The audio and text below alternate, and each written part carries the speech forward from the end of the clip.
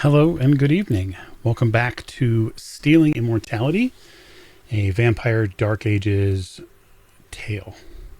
We are happy to have you with us this evening, and we certainly hope you're in for some fun, some entertainment, and perhaps, who knows, what else happens next.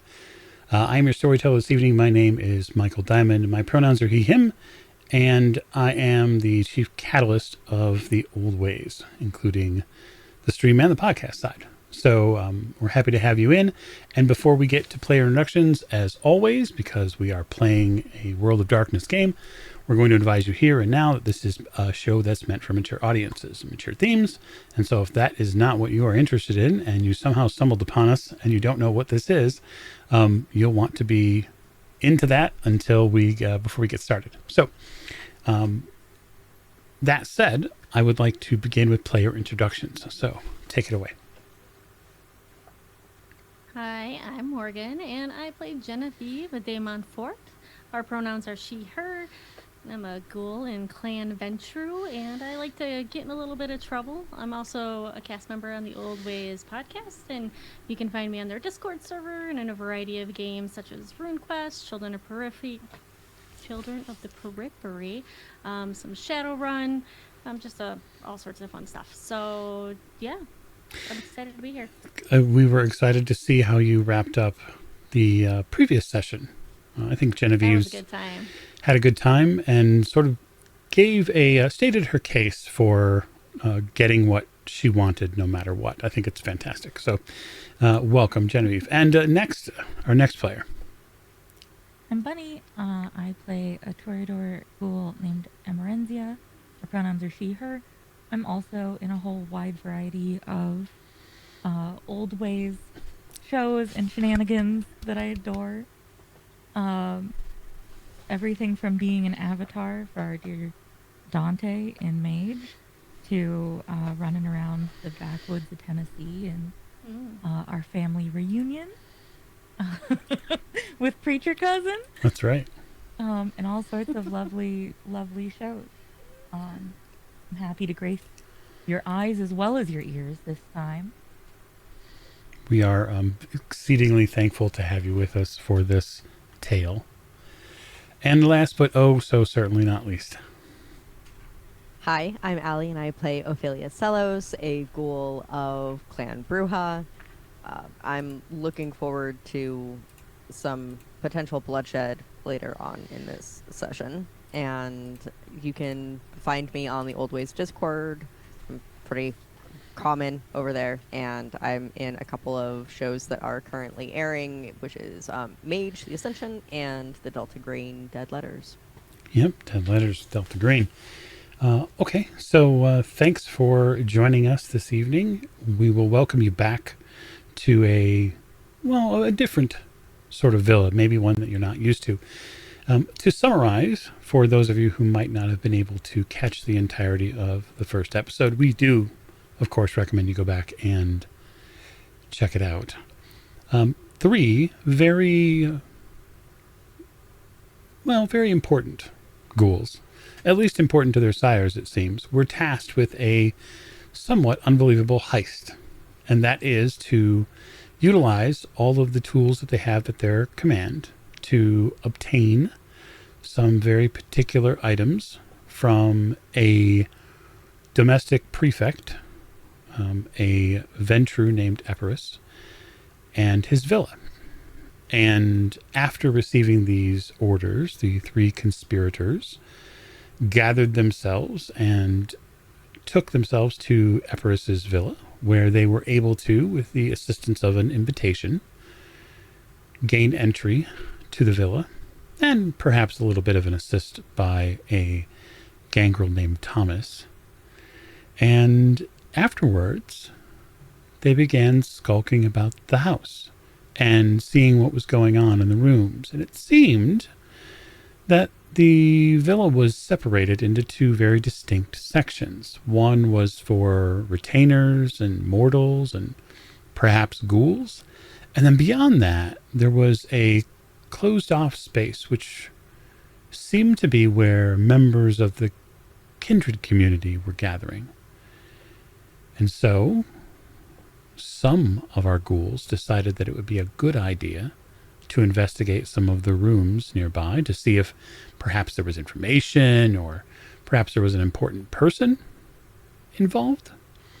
And one of our ghouls decided that it would be a good idea to try to just sneak right in. And so, if my players, my ghouls, would be so kind as we step back into introduction order, I will ask each one of them for a highlight from the previous session where they thought their character truly shined.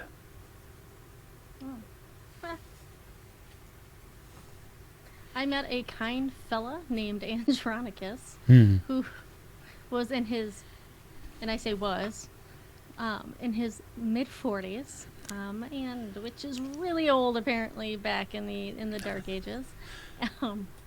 I felt slightly offended, but yeah, I might have done some flirting, might have gotten to his room, might have helped him in many ways relax, and then in the midst of the throes of passion, I killed him. I think more specifically, you choked him to death while fucking him. Yes. And even,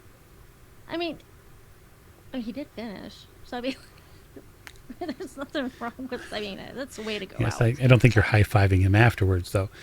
You did acquire a key, what you believe is a very important key from his body. Yes. So that is a wonderful highlight. You have taken another step closer to your ultimate goal, which is service to your sire, to your master, and obtaining the item which he is so interested in acquiring. Okay, Emerenzia, perhaps you would give us a highlight. Oh gosh. I'm trying to think. I'm so glad that I made friends with the creature with the too many teeth and the nice soul.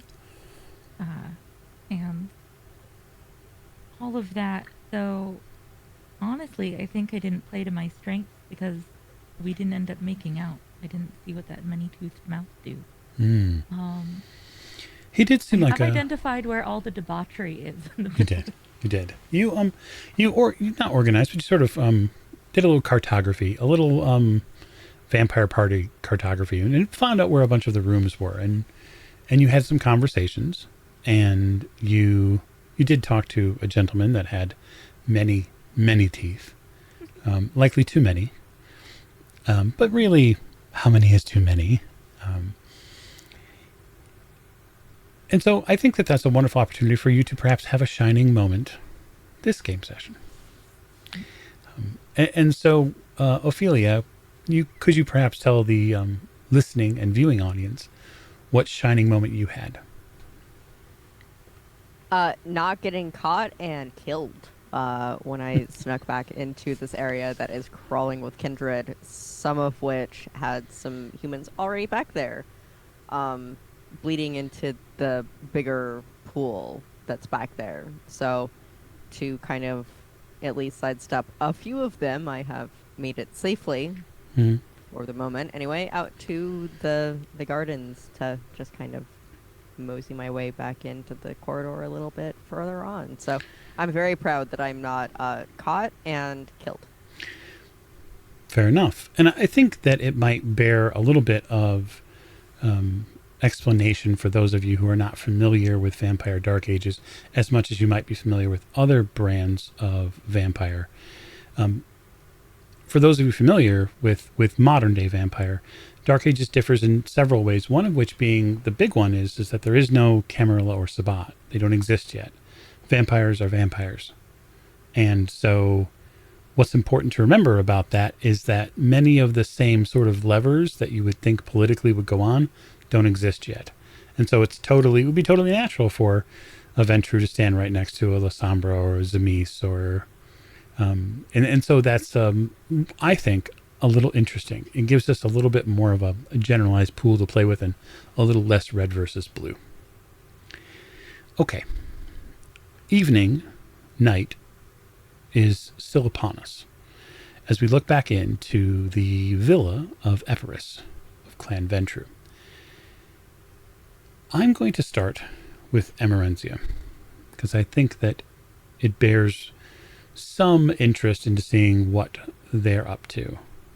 Now, when we last left, we'll just say the front of the house, Genevieve had come out of a room that she had gone into. That is something that Emerenzia has seen.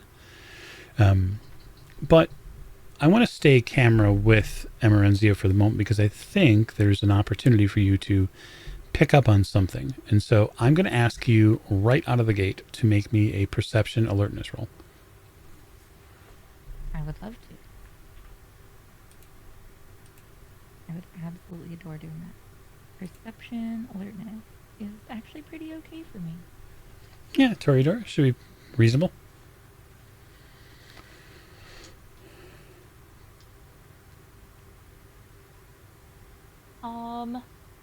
Two. Fair enough. So in Vampire Dark Age, rolling against difficulty 6. And so it's just D10s as any other vampire game is. Well, I should say almost every other vampire game is. And then versus difficulty 6. So with 2 successes, you notice one of the doors, we'll say the door on the left-hand side as you face the back of the villa, opens just for a moment. And you see a man stride through the door. And he is wearing, looks like mail armor, sort of the plates, very Roman-esque armor. Has a beautiful long purple cape and has no symbol on the front of his armor or his tabard. He looks a little bit like some of the other house guards that you saw outside. And he walks over to a man standing against the wall who's sort of cloaked in some of the shadow and firelight. You can't really make out who that is, but the man whispers something to him in his ear. You can see him cover his hand. But your perceptive nature picks up on the eyes of the person who is still yet cloaked in shadow. And you see them open, and there's just this tiny tinge of red illumination in those eyes. It definitely stands out against the darkness. Sure. And this figure pushes off the wall. It's a male figure, seemingly, and it walks towards the center of a group of people. And you hear his voice. It's a Mediterranean one, likely from Greece. It's a little honeyed. He likely has either a professional or oration job, or he's perhaps a singer. And you hear his voice sort of easily pick up and carry over the din of the crowd and the debauchery that's going on, probably in rooms to your left and right. And he says, "They're in need of another. Who here is willing? Who here is ready?" And there's this draw that he seems to have to the crowd. Like people nearby begin turning and looking at him. And in the firelight, you can see that his skin is bronzed from probably heavy years in the sun. He is likely probably just 30. Dark brown to black hair, clean shaven. I would say relatively attractive, although he's not, a complete knockout like the Dama is. Nobody is. So, Nobody is. But he sits and waits for just a minute, maybe just a handful of heartbeats, and then there is this woman in a light cloth. It's more than a robe. There's a few different layers of fabric on it, and she walks over and kneels and just takes his hand. And she begins massaging his hand.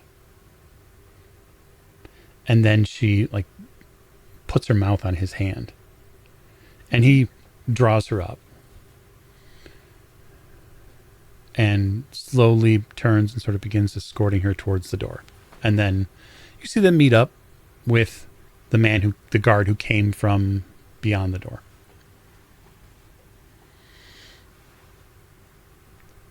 Going to slightly adjust just a little bit, make sure everything's the best it can be. Sure. And then I'm gonna try sauntering over to that fine guard gentleman. Okay. Yeah, you can absolutely arrive there. You arrive soon after the gentleman who'd plucked this woman from the crowd. You get a brief look as like the door is still closing on the other space, and you see something that is shocking. You see a slightly dimmer room. You see a much larger pool, and you see people down on all fours around the pool, and there are people, you think, people maybe kindred around them that are biting them. Sure. Makes sense. What that man and his sway over the crowd was doing felt very much like a task that I run for the Dama quite frequently. Certainly. So, well, that is quite the setup. The idea of what's happening in there being what he needed to volunteer for makes a lot of sense.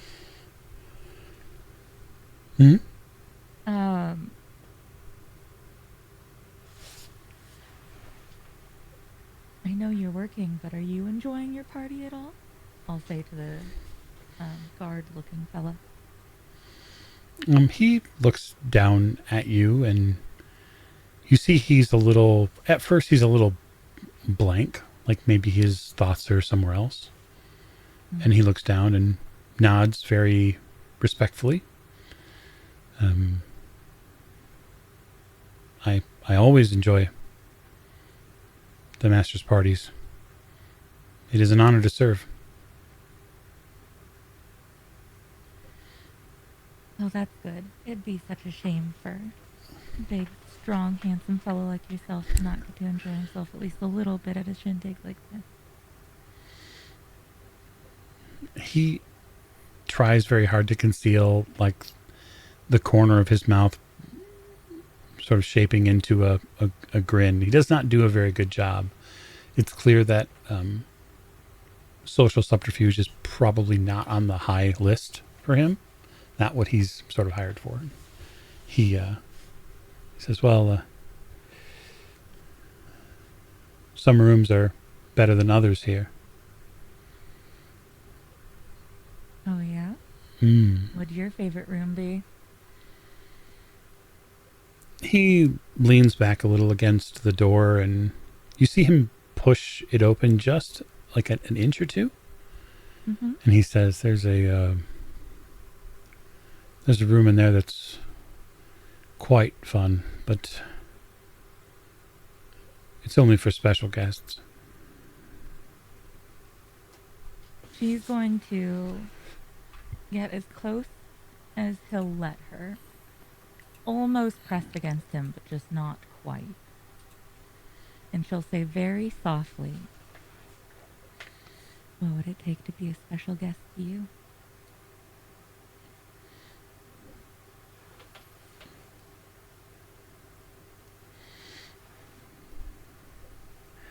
Well, you'd have to keep your mouth shut afterwards. My. My mouth is good at a lot of things, including things shut afterwards. He seems to sort of tap his chin and then grin. All right, then. Next time we call for another guest here, I'll bring you through. Right. To see how well this sticks for you, Emerenzia, I would like you to make a I think charisma or manipulation is fine. I think you could make case for either. And then I think this is probably...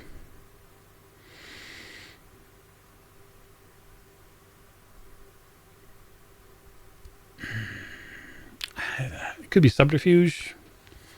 They have rules, obviously, for seduction and carousing and whatnot, but like,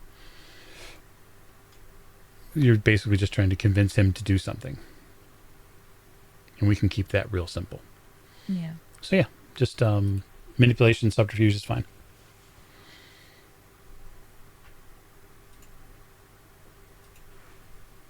Oh, that is a 10. Okay. That's not nothing. 2 successes again, which is pretty decent because subterfuge is not my real strength. Oh no. If you've listened to the prelude for this game, then you know what Emerenzia's strength is. It's music. Mm-hmm. Oh, I can make lots of good music. Right. Yeah. I do suggest if you, the watcher, have not listened to the prelude, you should totally go listen to that because it's fun. We had fun with that.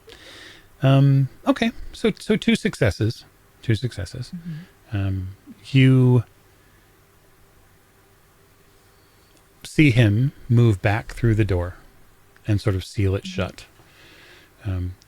This is something, Genevieve, that you notice going on at the door, because obviously the doors are kind of like your next move. You have to get deeper into the house. You work for a Ventru noble, essentially. And Antonio's house is built a lot like Epirus's house is. And so you're figuring that, yeah, you got to go through the next place, and you're going to have to get out to the garden, and then you're going to have to get around to go under the... I mean, they're all of these villas, at least in some way, shape, or form, sort of genuflect to what Rome was built like. Because obviously Constantine moved the capital of the empire from Rome to Constantinople and, built his city. So there's a lot of very similar tones to the structures here. Of anyone here, you probably know the most basically about how this house is laid out. So you would see there's some sort of back and forth with Emerenzia and this guard, and then the guard slips back through the door, and I'm not sure what Emerenzia does at that point. She just sort of hangs out there, or... I'll sort of scan around for 2 things. People I might recognize, and anything I might be able to, like, slip into my outfit to protect myself if I need to. Okay, fair enough. I would say that there is food. I would say that there is likely not a ton of... forks and knives. There's no table here that's going to have, silverware on it or something like that you could grab. But I like the idea of there being something. I guess I wouldn't rule out the fact that there might be something here that you could work into a improvised weapon. I guess my question is where are you putting it?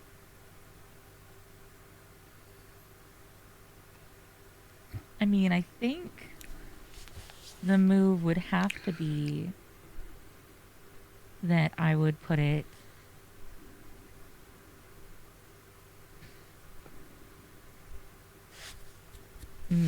It's tricky because I'm trying to think of what kind of...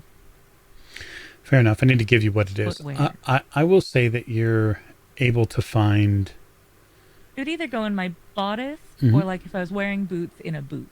But I was just trying to figure out what kind of footwear I'd be wearing in 1185 that might... You're probably wearing some type of sandal. Yeah, exactly. So I guess one of the between layers of fabric along torso Okay. would probably be the move. I'll say that you're able to find and abscond with a type of fork, like a 2-tine fork.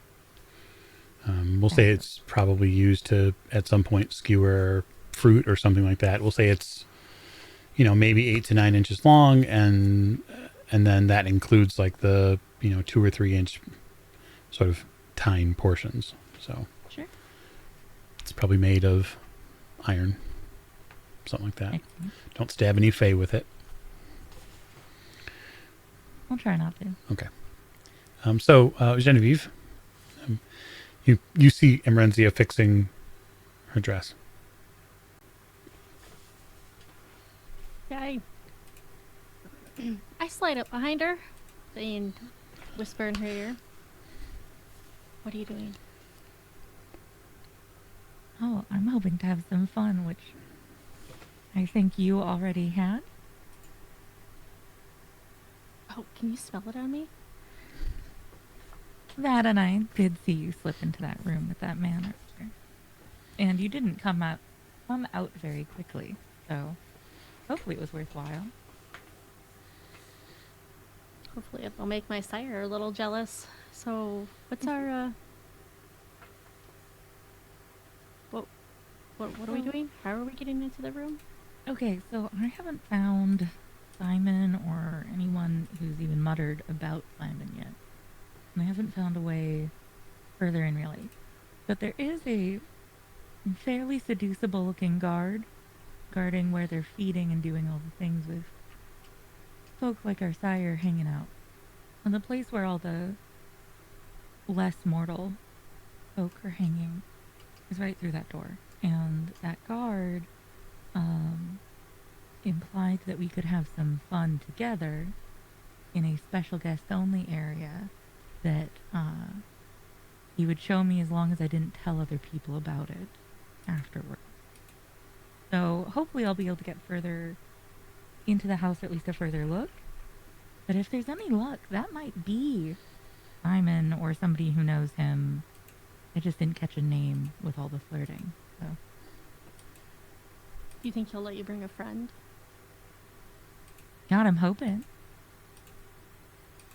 I mean, 3 is better than 2.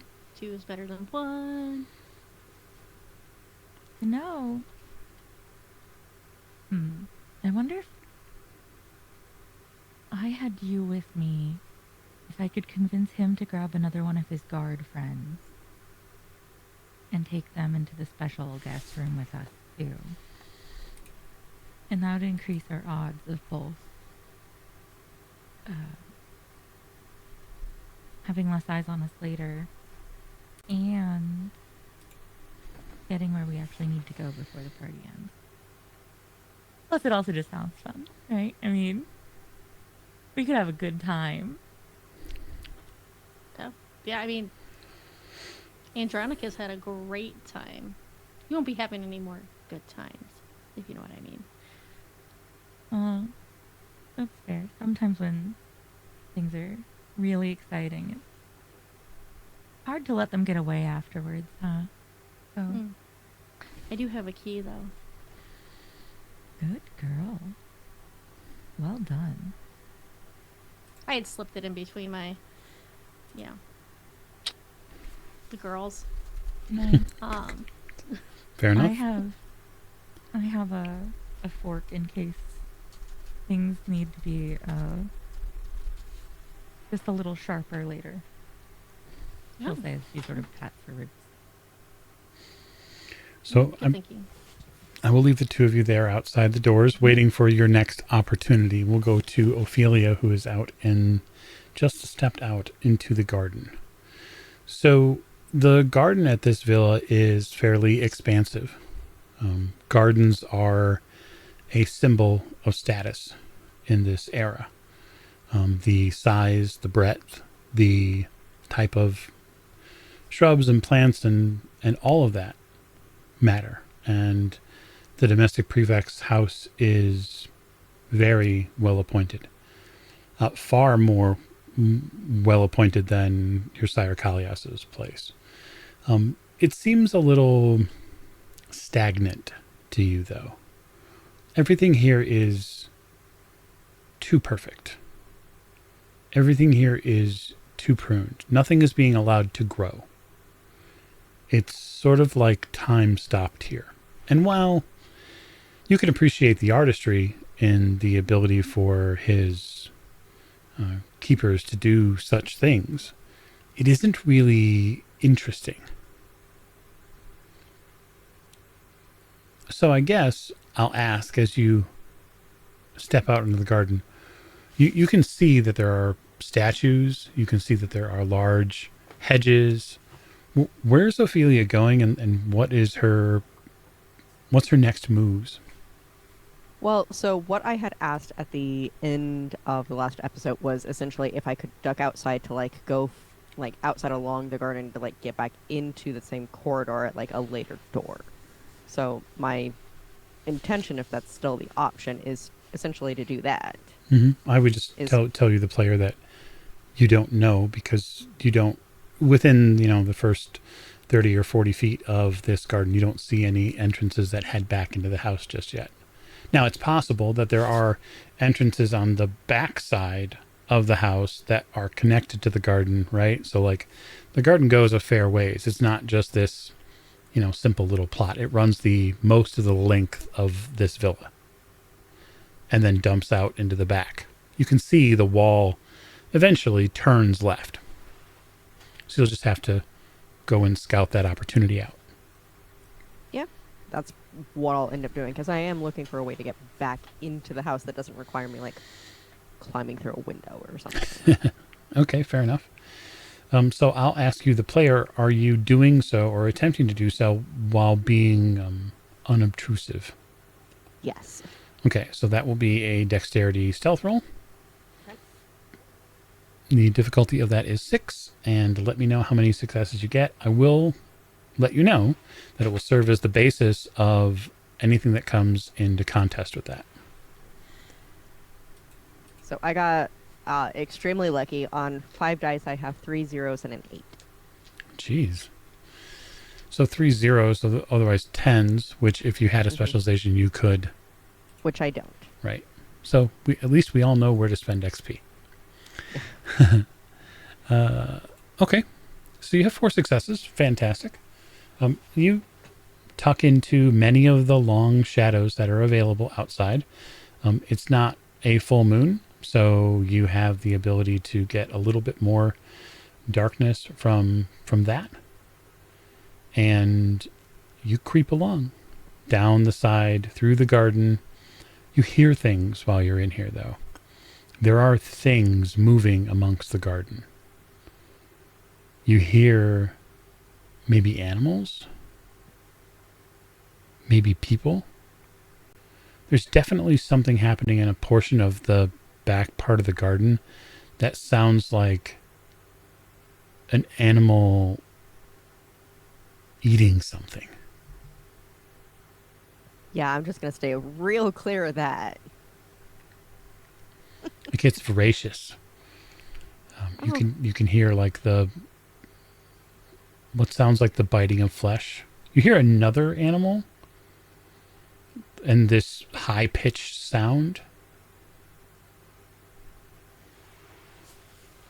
And then after a while it goes quiet. You continue your journey.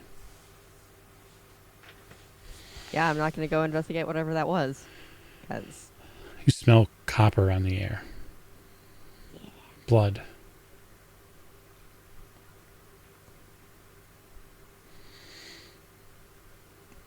You hear a voice to your left. Who are you hiding from?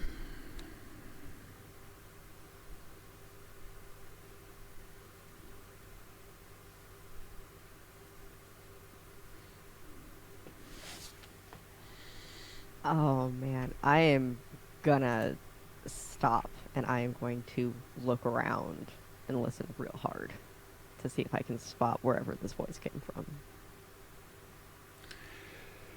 Okay, so that's perception and alertness in this case, because they aren't technically hidden anymore because they spoke. 3. You are stunned, and just for a moment, this complete waterfall of ice rolls down your spine as the fresco that you are walking against, a long-limbed being steps out from it. It looked like they were part of the fresco, and you see like way too long arms and way too long legs step out. The body is relatively reasonably sized. The head is completely clean shaven. Its ears are enormous. Skin is pale like the moon. Its eyes are bulbous. Its teeth shapened. And it sort of compresses itself into a singular, tall silhouette. And it stands in front of you, towering over you. It must be 7 feet tall. It folds its hands close together.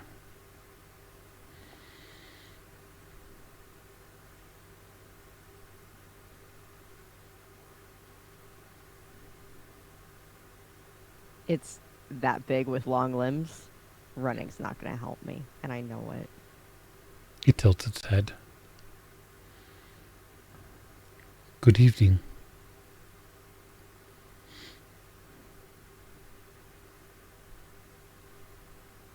I'm just trying to make my way back into the house without being a bother to the party that's going on in there right now. I did not know that the prefect allowed non-kindred past the hall. Curious. It says, like, its mouth is, again, misshapen. Teeth don't line up at all. It sort of slobbers a little when it talks. That's so gross.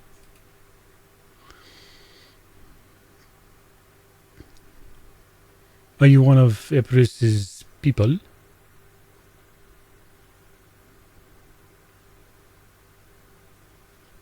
I'm new amongst the party. I was looking for Simon.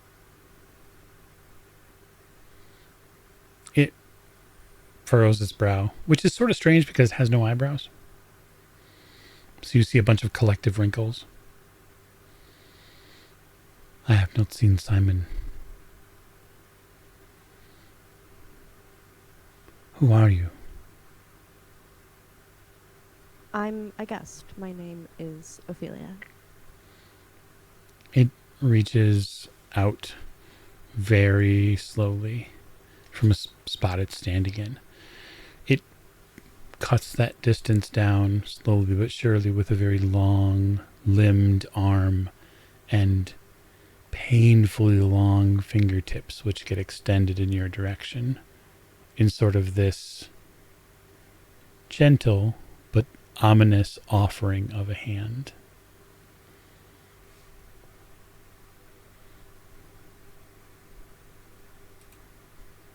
I reach out and shake it.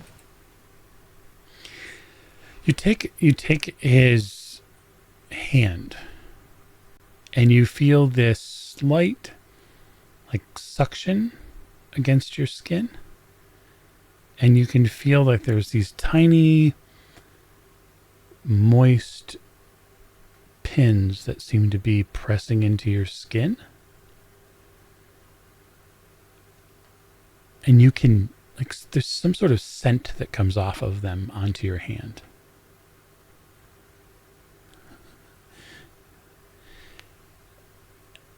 And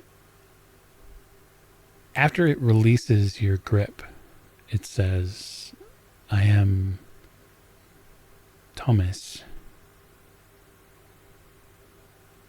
Claire Nosferatu. It pulls its long arm back. And you can see that there's like residue left on your hand.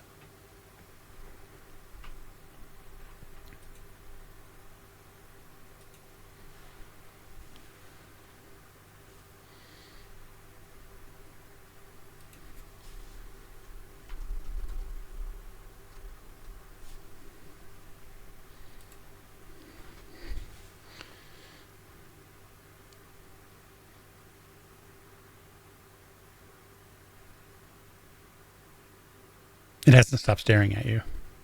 Yeah, I'm real unnerved by that. I hate it. All of it. had little sucking things on my hand. I hate it. It's awful. So I'm not gonna like look at my hand in disgust or anything because that would draw real attention that I don't want. But You smell that? um, You smell that? I smell a willpower roll. Why don't you go ahead and roll willpower for me? okay, it sounds good to me. I can roll willpower. Yeah, why don't you do that? Because I'll tell you this. This creature is likely one of the most horrid things that you have seen. You've never been face to face with a member of Clan Nosferatu. Kalias, your sire, has talked about them, but you've never met them. 2. Okay. You choke down as best you can. You sort of have to will yourself not to overreact. You notice that your right hand is trembling a little.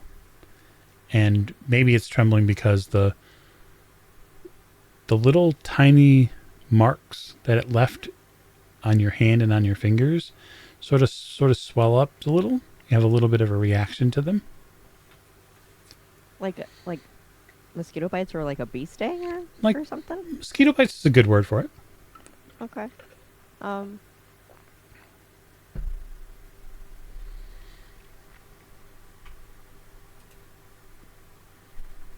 It's nice to meet you, Thomas of Clan Nosferatu. I should be getting back inside, though, I suppose. It slowly nods. And as if controlled by some sort of strange marionette strings, Thomas steps backwards and to the side, back to the fresco, and aligns himself into his little inset. Does he come back out if I continue forward? Are you going to continue forward? Yeah. No. Okay. Then I'm gonna continue forward and look for that door, or if I absolutely have to, that window, because now I would really like to go back inside. Okay. You get all the way down to the end, so the corner of the garden here. And the garden opens up a little wider, and you see that there is, not shockingly, another large pool back here. This one extends to the back end of the house where there's a rear gate, and you can see that the sea is not far from here either. You can smell the salt air and some of the other sights and sounds of Constantinople's waterways. You also notice that there are a couple of lower portions of the landscape here. There are steps that go down on both the right and the left-hand side of the rear garden. There are also other people back here. Some people are walking. Some people are enjoying the garden. There's probably 8 or 10 people back here.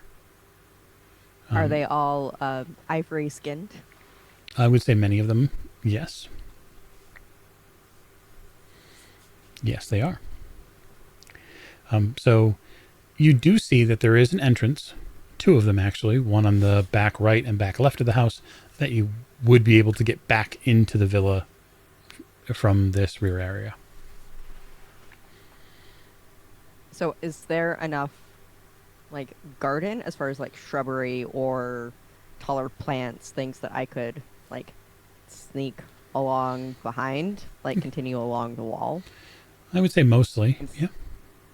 Okay, then I want to do that until I absolutely have to either spend another blood point to use celerity to get back in the house, or wait long enough for just an opening without hopefully being seen. Yeah, I won't make you spend a blood point for celerity if you wait. I'll wait. Okay, so I'm going to step back over to Emerenzia and Genevieve as a little time has passed and a man you saw earlier, Emerenzia, steps back through the door. And he is a little bit more, a little bit brighter. he seems a little happier this time coming through the door.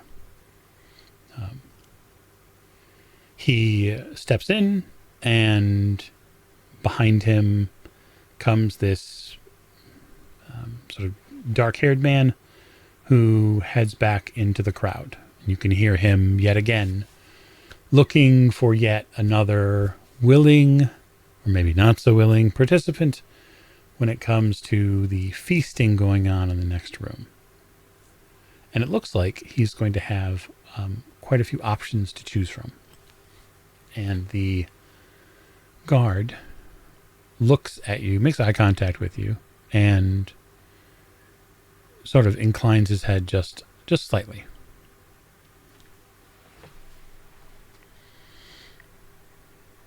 I volunteer.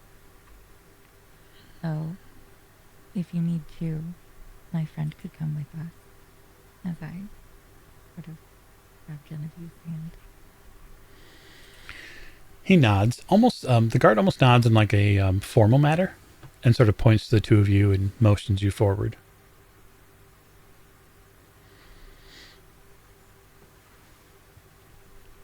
I mean, I'll follow along. Yep, I'm still holding on to Emeranzia's hand. You get up to the door, and he looks at you and looks at Genevieve. Find a friend? Mm-hmm. A fun one. He smiles. Inside, step to the left, second room. All right. He seems to like step out a little bit from the door as he opens it for you. And then steps in front of you as you pass, like steps to guard people from being able to see you enter the space. There's a few more commotions in the front party area, and then the door shuts, and you see the guard follow you into this room. But I want to give you, just for a moment, just because Genevieve has not seen this sort of back area yet. There is a much larger square pool that's back here. So the lighting here is much less. There are just a few small sort of retaining fires that are here, and they're pushed off towards the edges of the room. It's much, much darker in here.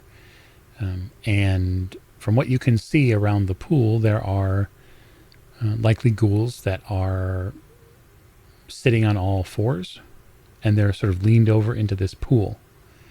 And as you come in, one of the ghouls is being bloodlet.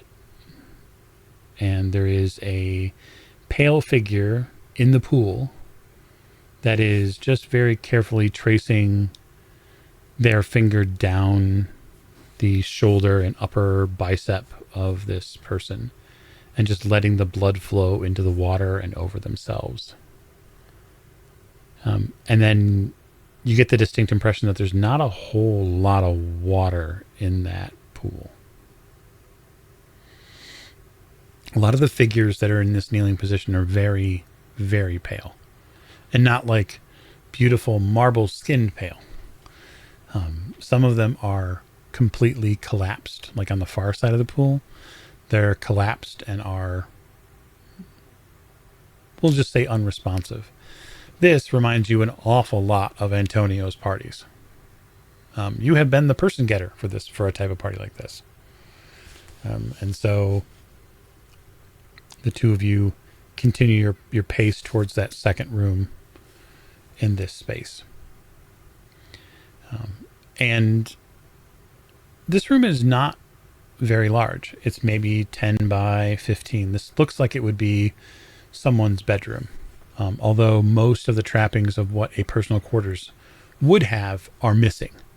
And what's been replaced are, we'll say, various pieces of stylized wooden furniture, probably made for very specific things.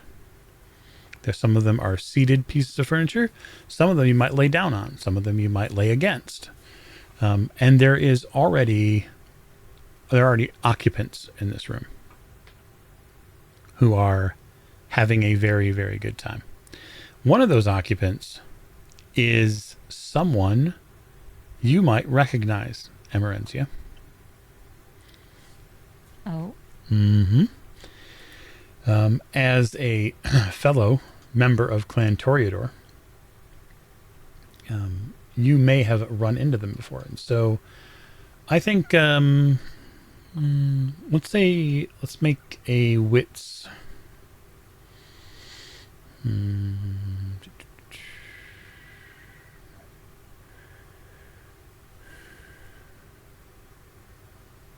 Maybe wits. I'll give you wits and your expression roll. Just because the way you would know them would be through expression. Okay.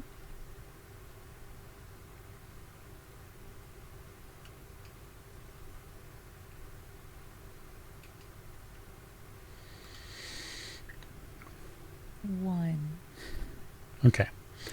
So you're not 100% certain because this room is not terribly well lit except by candles. And the candles that are here are not super bright. They probably need to, either add some or, not use them for all of the wax fun that's been used for in this room. If you didn't know it any better, the woman who is standing in sort of a strange stance at one side of the room is Maria Balsamia. Oh, okay. This is where we run into Maria. Fellow Toreador, someone the Dama knows personally, and a impressionist painter and dancer.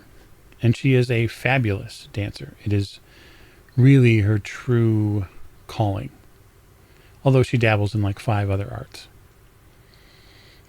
And the reason why you think it's her is because she's currently dancing, although there's something in her hand that you can't really make out at first. It's long, it's made of leather, and you think it might be, it's being used. And against one of these pieces of furniture is a man in a suit of a couple pieces of armor, although his breastplate's been removed, and he's face against the wall, and you see her lashing him in a very vigorous way. And so the two of you sort of walk into this room, and the first thing you hear is a whip crack and someone scream.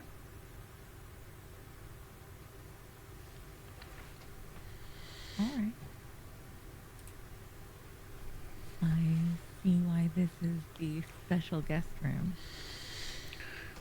The guard comes in just a few moments later and sort of shuts the door. Maria turns and looks at him, tilts his head. I'm not done with this room yet. If you are waiting your turn, you'll have to wait outside. She speaks with authority, and you can feel sort of that same sort of presency feeling that when the Dama speaks with authority, she does the same thing. Maria's doing that. And it's very compelling. And you see the guard sort of stiffen up. And he says, I'm sorry, madam. I had no idea that this room was being used. We'll find another one. And quicker than he can turn, she turns to him. And she says, No. I said, wait your turn. Wait. She sort of gives him this pointed finger. And he steps back against the wall as if to not draw her ire further. And she turns to the two of you. You two, what are you doing?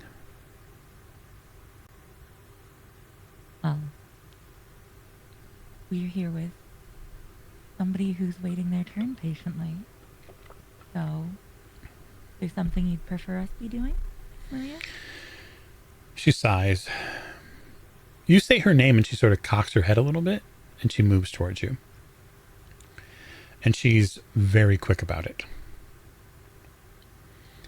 And you see her sort of lift her hand and it's suddenly like under your chin. And she says, I have a perfect idea for you. And you hear something unravel and sort of hit the floor a little bit. And she runs the heavier portion of the braided whip in her hand up the front of your clothing. And she says, take over. And she sort of smacks you with the whip. Not hard, but playfully enough to get her point. Sure. And I was worried she might try to damage the goods enough that Dama would be mad at me. So, this is much better. If I wanted to take over for her, but I wanted to really be trying to make it a show for her, could I use performance here? Oh, 100%. Yes. So it'll be a little strange because it will be dexterity and performance, because you have to be able to utilize the whip. And I would just say that failing this roll could be fun, but also detrimental. It's going to be... it depends on what the difficulty here is, and I might be jinxing myself. But I have 7 dice for this roll, so I don't think failing is likely. We'll see. Probably not. So I would say, because you're using a weapon that you're not at all familiar with, and this is a true weapon, not like this isn't a pleasure device by any means, at least not in the traditional sense. I'd say the difficulty is going to be 7 on this. It's going to be slightly harder, but you're welcome to roll. Yeah, I got 5 successes. Oh my.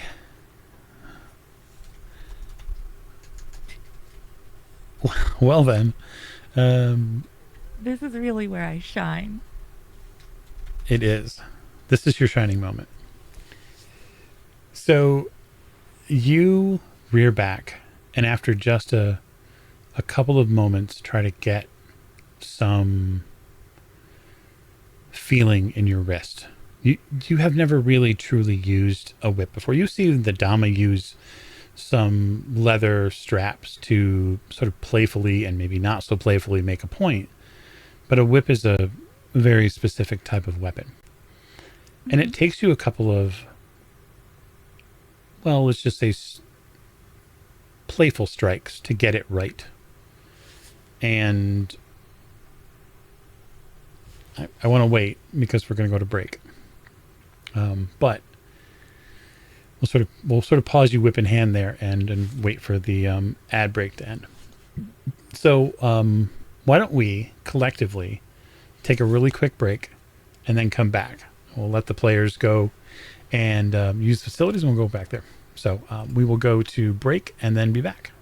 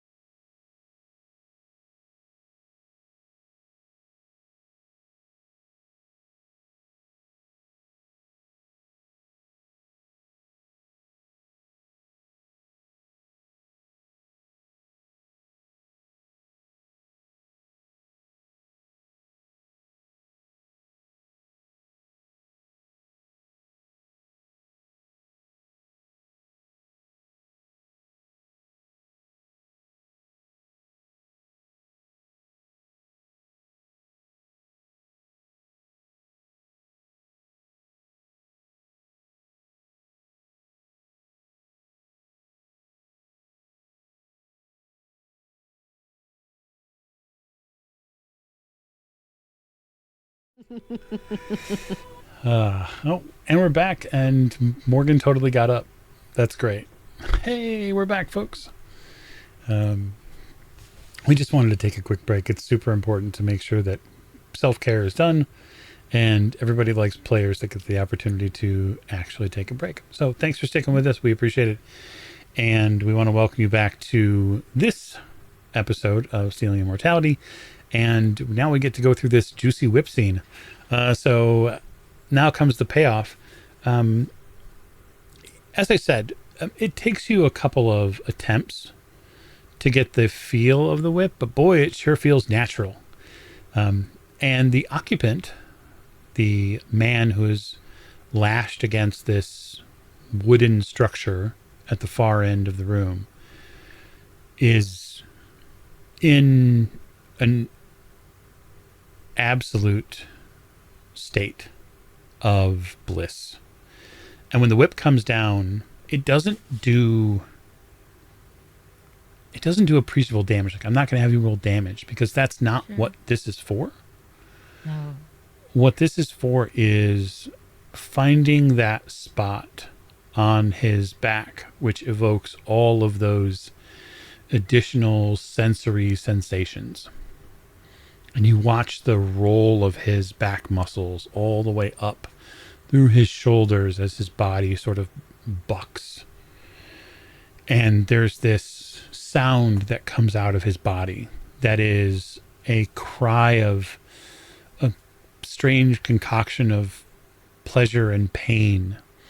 And it reverberates off the walls in here.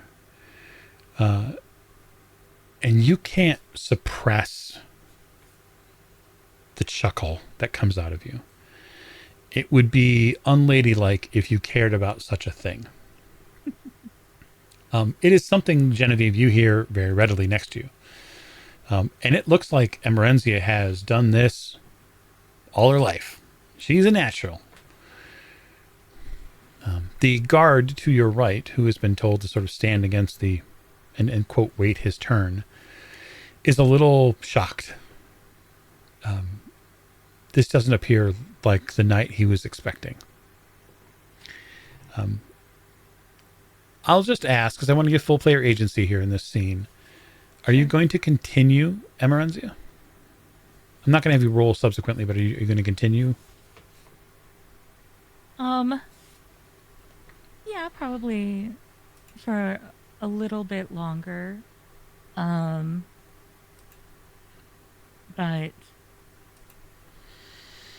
I mean, I'm enjoying myself.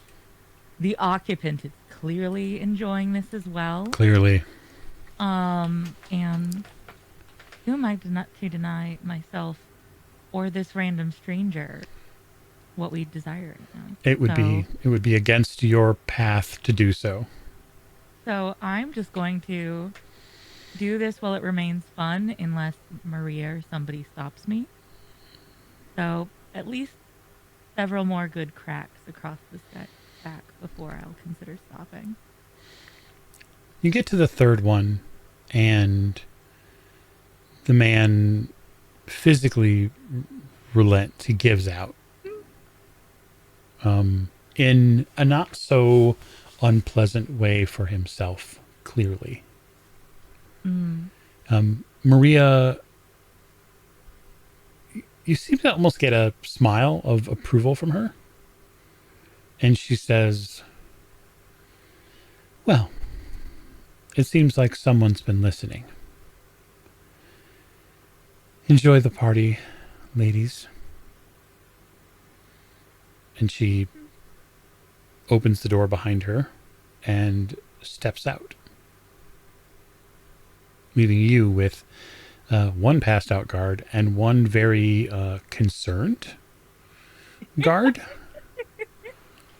as this was not what he had intended at all.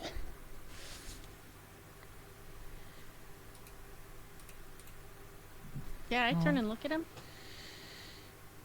You heard her. It's your turn. He begins to protest. Now, the room has many uses, as we discussed.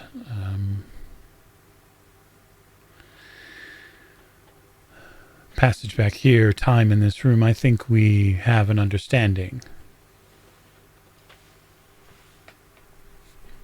And what is that an understanding of, Mr. And she'll put a finger kind of under his chin. You know, I'm so distracted by the space, I haven't gotten your name yet.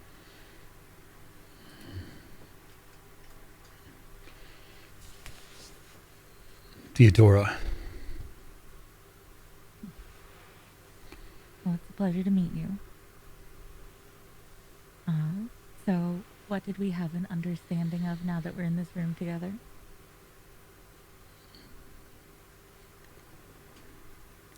Well, there are certain costs for passage back here for those who are not fed on. I'm not sure if either one of you are simply interested in seeing what happens at the pool, or perhaps being fed on by someone specific. I don't know what your aims are, or who you are. So perhaps we start there.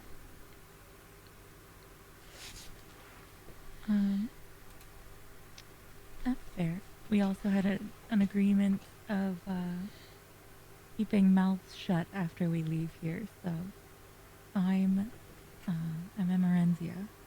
I belong with Toreador. Now I knew Maria.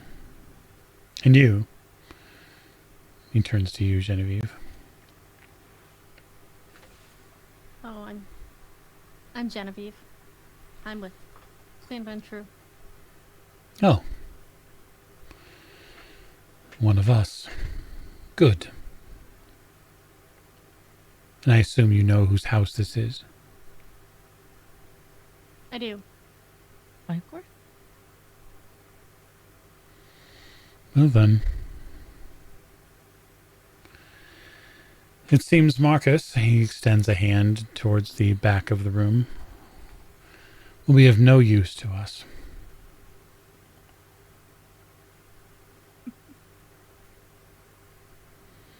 Oh no, We this don't need party. Marcus.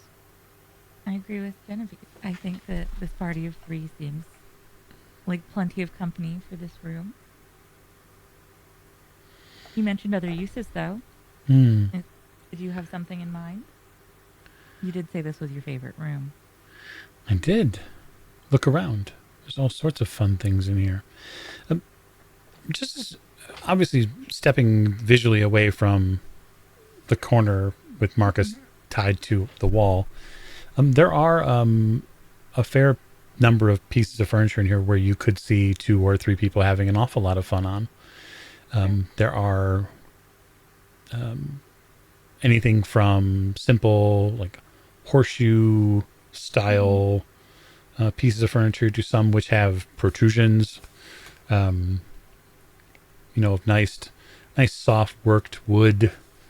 There's all sorts of things that could be utilized in here. I think that the wheels turning in my head that I'm hoping Genevieve will pick up on.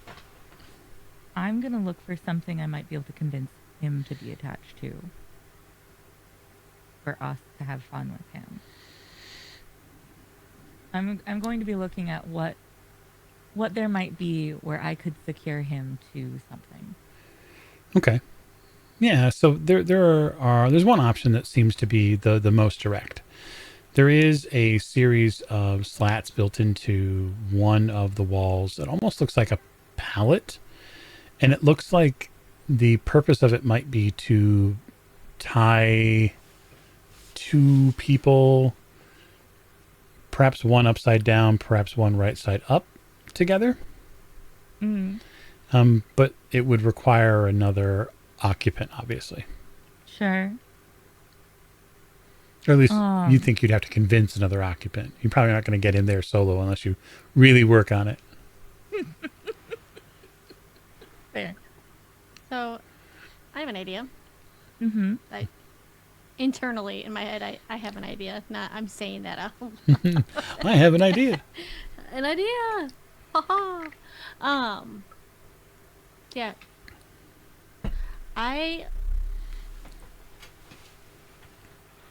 I turn around and I push Emerenzia against the wall and start, making out with her. Okay. If we're gonna give him a show, we might be able to convince him to solo tie to something so we can continue to work on him.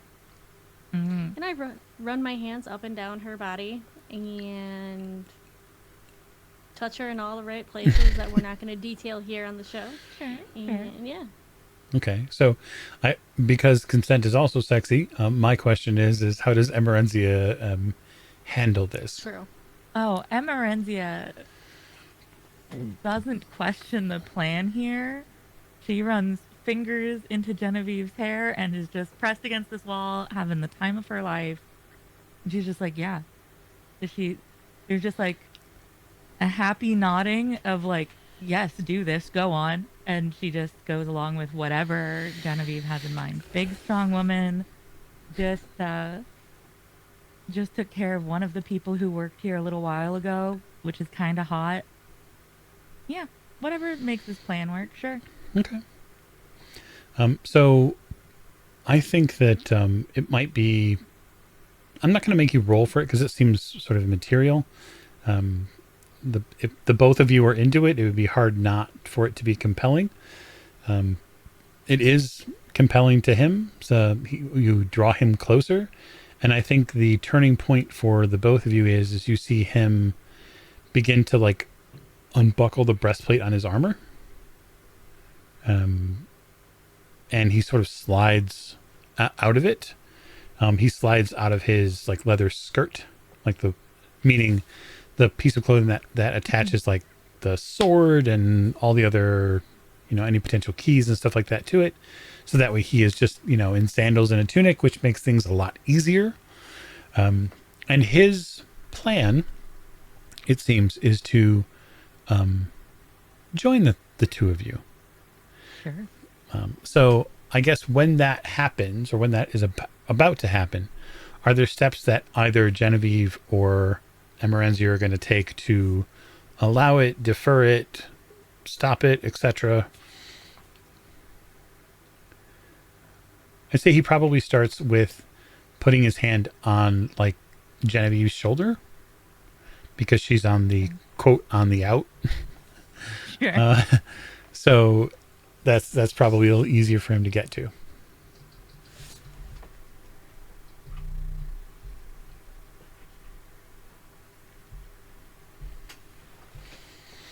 God, how many people do we want to kill tonight? I mean, Kill. Okay, hold on. okay. Kill. Have become unconscious through something that seems good, and then just stay unconscious. Well, whatever. We could kill him if he has the right keys. He doesn't have to wake up from this. That does seem to be your MO, but. I whisper into Emerenzia's ear. Mm-hmm. Go and straddle him over there. Mm-hmm. I will disrobe carefully as to not just expose I have a fork with me. Okay, you're gonna totally have to tell me how, if you disrobe, how you are you going to attempt to conceal the fork on your person? Because I may need you to make like a dex roll. I'm going to kind of try to wrap it in more fabric as I Gotcha. take off layers and just sort of keep it bundled. Totally makes sense. I'm not going to try to have it on my naked body, this 9-inch fork. Well, I mean, there are ways, but like... There are ways, but those might be occupied, so... Occupado. Fair enough. So that's easy enough for you to conceal. I mean, you getting out of your clothes is probably also something that Genevieve could help with. Or, or she might be distracted by trying to deal with this guard in a way to give you sort of cover. Yeah, I turn around. Oh. No, please. You're in charge of this situation, girlie. You got this. Well, Well, Emerenzia is trying to disrobe and hide certain weapons that might be on her person. Mhm. I turn around and I push the guard back towards one of the. Is there any? There was a place for him, like to sit, right? Oh, Somewhere. there are several places. Good. Something, yeah. And I tell him, I'm like, you've had a really long day. Let us pleasure you. I mean, he won't say no to that. He finds a seat nearby, and relaxes. Is there any leather pieces around that folks might use to cover their eyes? Because this seems like the type of room where they might have some of them, cloth pieces or leather pieces or something. I think it's reasonable to say that there's some leather straps around of varying types and sizes. Would they completely cover his eyes? Maybe. Depends on how complete a concealment you wanted.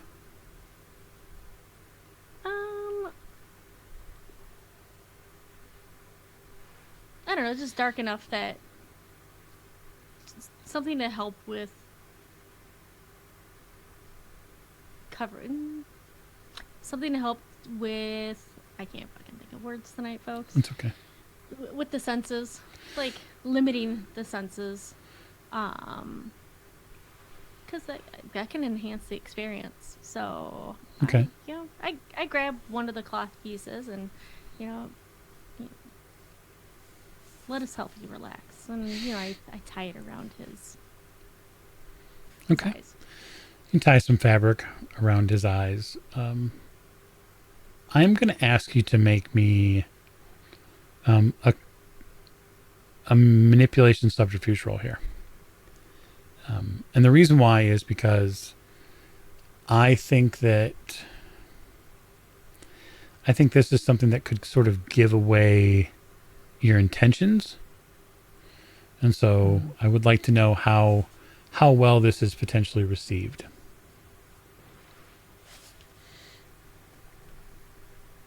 Okay. It's a manipulation subterfuge. Yep. Tell me how concealing are you being about this intentions? Oh, yeah, for sure. So what I'll do, I'll explain and then I'll roll. Mm-hmm. I will slowly run my hand up his body. And he's just wearing his tunic now, right? Tunic and sandals. Mm-hmm. The hot look.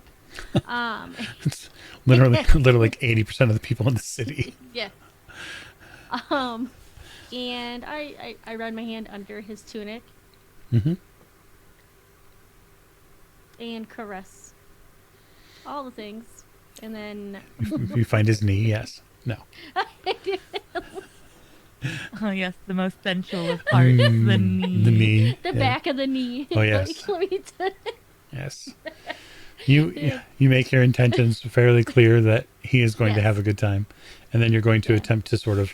I'm gonna go roll, and I'm gonna probably fail it, but that'll be fun. I love it. It's okay if she fails it. That's just more urgency to get on this guy. I'm ready. I'm good to go. So I get 2 10s and a 9, so I don't think I failed. I would say that your attempts to be seductive are clearly working well. He seems to get quite hot and bothered, in fact, very quickly.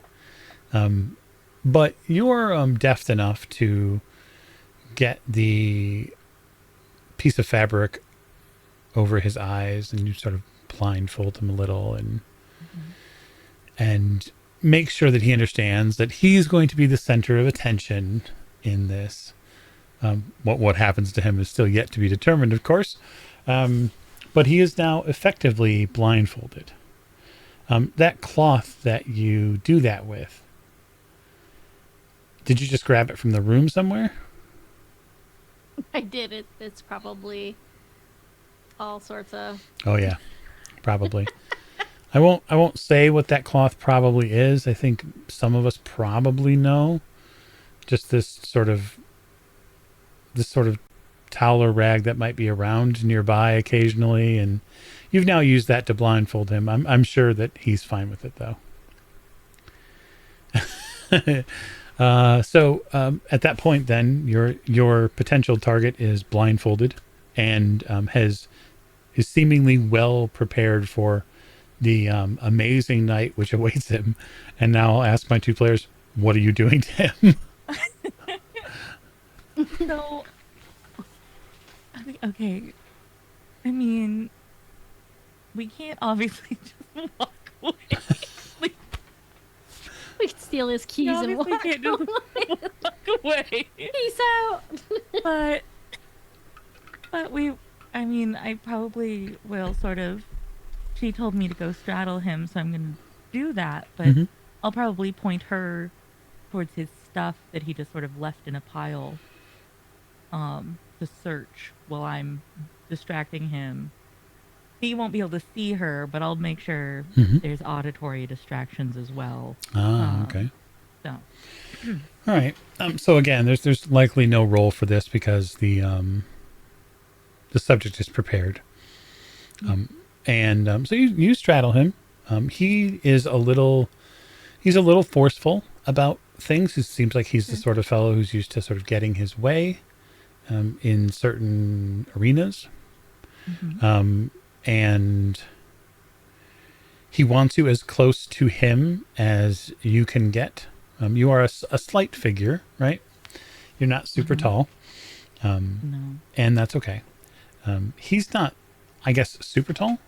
But you get close enough into him where he can enjoy the scent of your skin. And, if not for his station in life and probably the person that he is, he might be a halfway decent fellow, but he's probably just not your speed. But it's about a means to an end. And so you play the part for him. And he begins to have a wonderful time, completely and utterly focused on you. And during that time, Genevieve, you're able to go through some of the pieces that he has.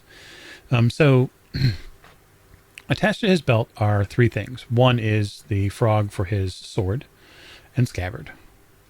It is a standard sort of gladius style Romanesque sword.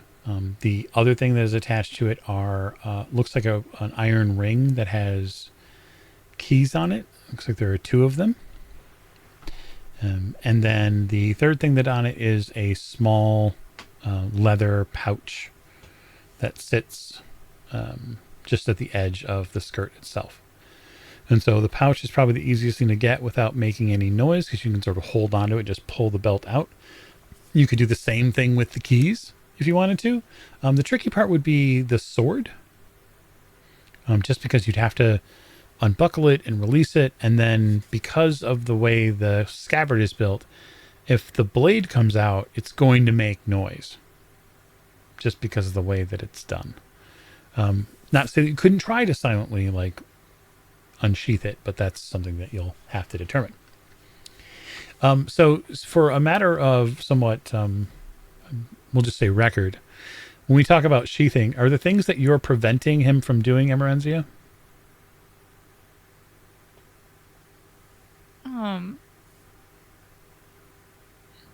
Sheath him. Do it. Now.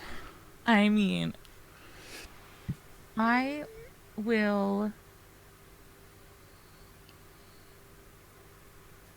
How do I word this in a Twitch safe way? Yes, Twitch safe. That is the thought. I will probably try to make this last long enough to give Genevieve time.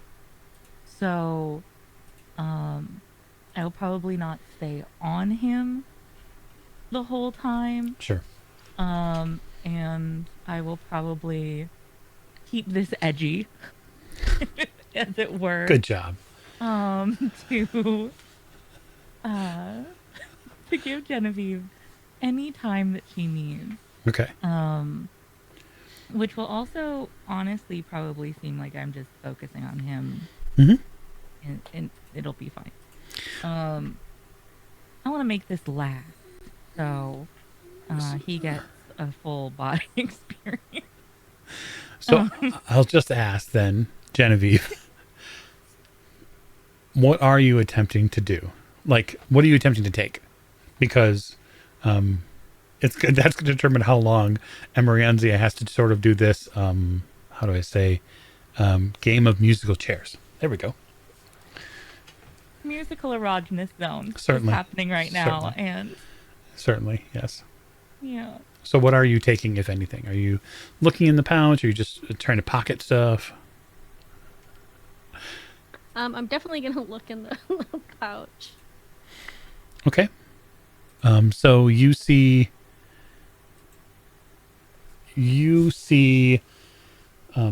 coins. I don't care about coins. I just don't. All right. Well, I put it back on his skirt. And then you said there's keys too. I did. There are 2 keys on his pouch. There's a small leather band that snaps, and on that is a ring, and then there are 2 keys. You could take that off his belt. I will require a stealth roll for you to do that, because this is one of those things that, it's an important part of what you're trying to do. So, and they're iron keys, and so they could make noise. Is it stealth dex? Yep, you bet. Dex stealth. Remember, Or dex stealth? storyteller system, Yes, attributes always yes. first. Attributes, abilities. Mm-hmm. Emerenzia, did you have a thought? Well, if I keep kind of trying to steal a glance over there, since he's not going to notice where I'm looking anyway. He will not. If I keep trying to steal a glance over and I see her moving iron keys, I'm gonna get all up in his ear and like be noisy. I'm gonna give him a multiple sensory show for a little while to try to help Fantastic. aid the stealth roll.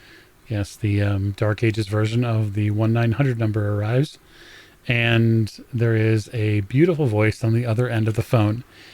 I'd say it's fairly distracting, but I am going to make a perception alertness roll for him, and it will be contested by stealth. I am going to up his difficulty because I think you are being sufficiently distracting.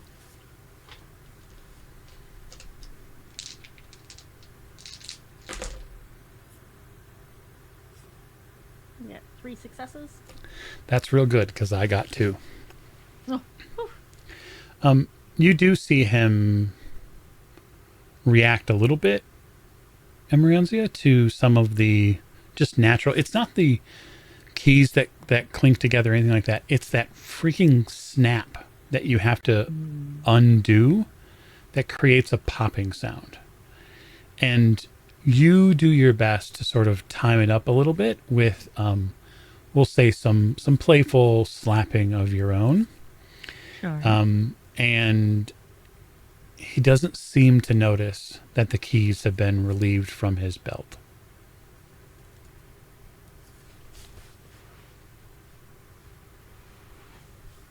I don't know where I'm gonna put them because it's just. I don't think I brought it in a satchel or anything. I mean, you have other keys that you already took earlier, don't you? Oh, it's true. Where did you put those? they're hanging around her neck from a chain. Well, and I have them between. Yes. Yeah. Right. Yes. How big are the keys and the ring that I took from the guard? Just now, the ring is probably 3 or maybe 4 inches in diameter. The keys themselves are probably, again, another 3 or so inches long, give or take. You're going to have to find something to put them in or conceal them somewhere creatively. And I really can't wait for the player to tell me how they're going to do that. Is underwear a thing in the Dark Ages? Okay, so again, I think it's a reasonable question. There are loincloths. Men wear them.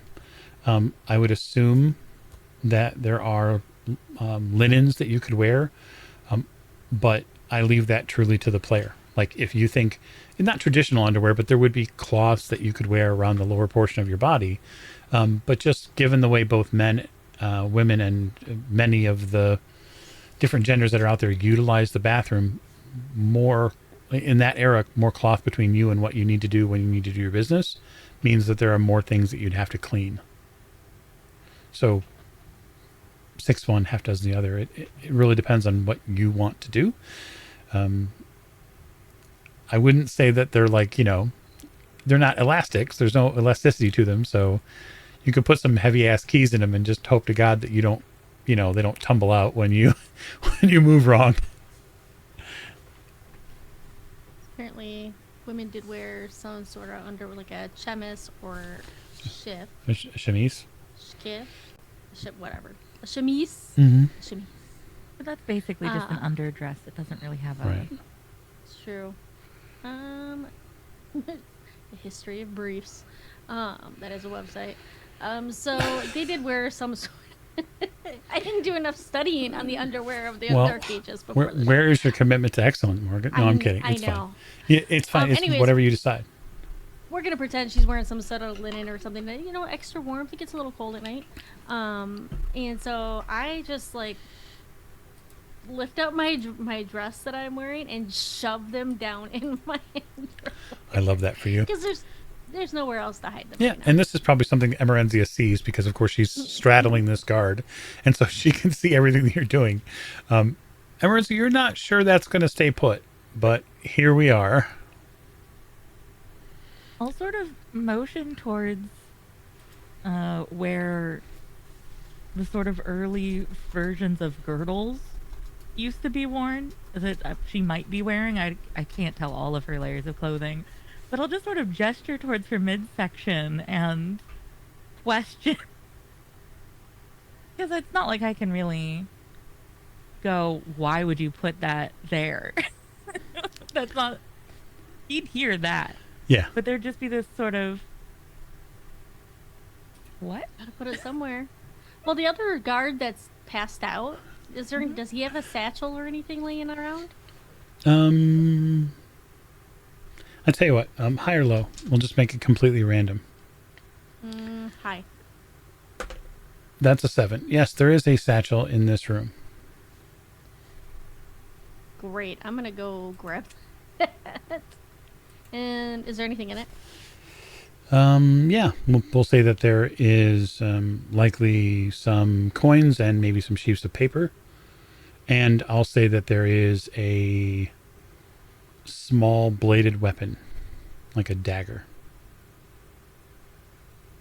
Yeah, I'm gonna grab that satchel, and I am going to carefully remove the keys from my lady part area and put them in the satchel. Fabulous. Okay, so I'd just like to know, what are the two of you going to do with said guard? Are you going to extricate yourself from the room? And if so, pray tell how. So I think I've got to take this to its natural conclusion I mean, for him. It's only neighborly of you. Yes. Only neighborly. And then also, I'm kind of hoping that, like, maybe I've worn him out a little bit and we can, like, knock him out and hopefully he'll just think that he, like, passed out afterwards. Like, he fell asleep. And, like, maybe we can just sort of leave him unconscious in this chair thinking, wow, what a night, and maybe buy us some time. Okay. So your intention, just going to sort of take things to their natural conclusion and then move on. I like that idea as a plan. And I like that this Hand of Fate is going to let me mess with that plan. Perfect. So I'm going to play a Hand of Fate against you, Emerenzia, because that seems Love like it. a lot of fun. You calculate it all out in your head, and it should work. I mean, the Dama has shown you many things about how to deal with the males in the city and how to sap their strength and then get what you want. It works up until the moment it doesn't. And that is when he stands while you are straddling him still. and he holds on to you and plants you firmly against the wall and takes what he wants from you.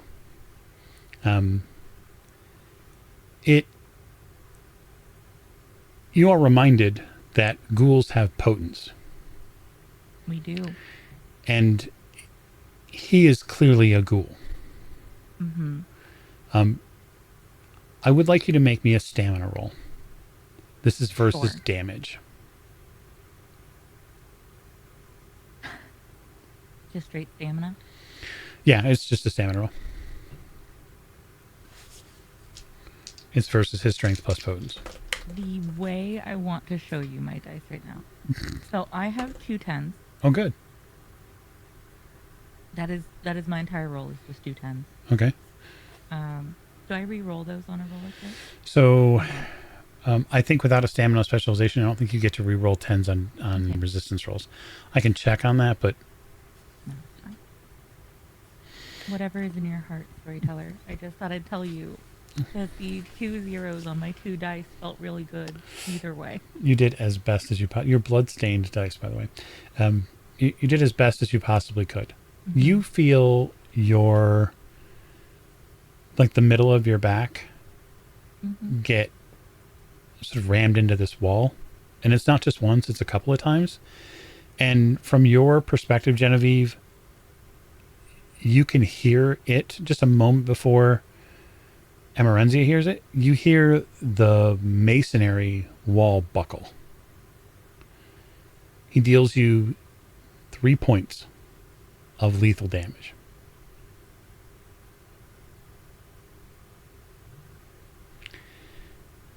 And there is this sort of sound, this almost monstrous sound that comes out of him. It's this sort of very categoristic male roar. Mm-hmm. And he lets you slide down to the floor.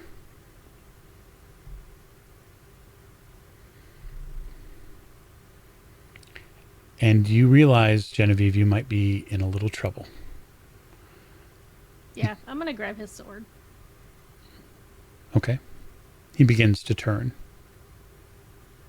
Almost to like survey his surroundings. You go for his sword. I'm going to have you roll Dex plus Wits and 1d10 because we're going to have some initiative now.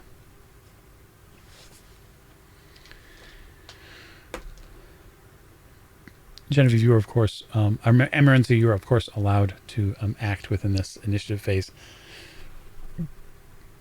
Luckily, you're a ghoul and you can heal lethal. Yeah. If you want. The Dex plus Wits. Yeah, it's 1d10. Plus 1d10? Yep. So you just add your Dex and your Wits as a physical number, and then you roll a d10.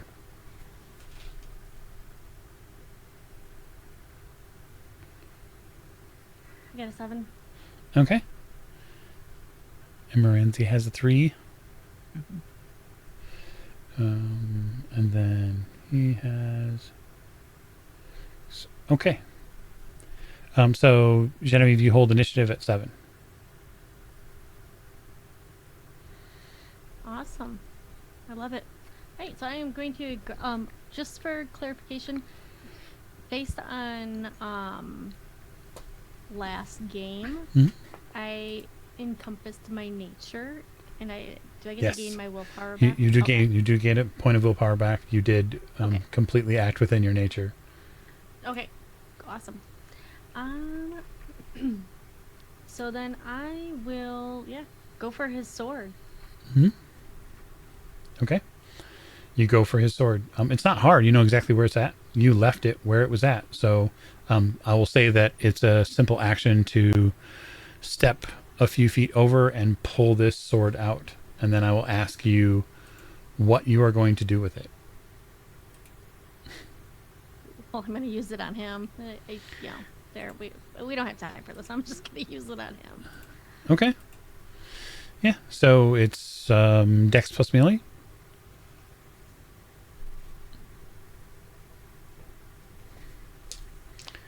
And then he is going to make a dexterity dodge roll.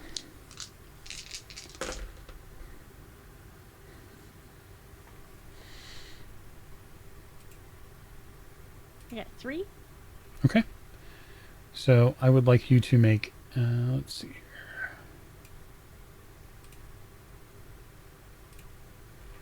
I need to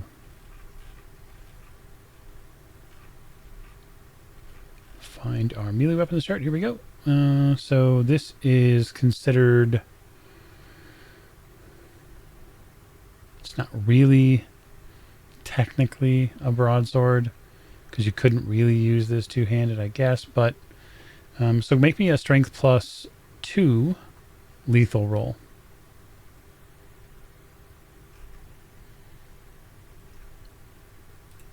So strength dice So plus I 2 just dice. roll my strength. Yep. So it's strength +2 dice, then Plus plus two. potence because you have potence. Anytime you're rolling damage, physical damage, you always include your potence.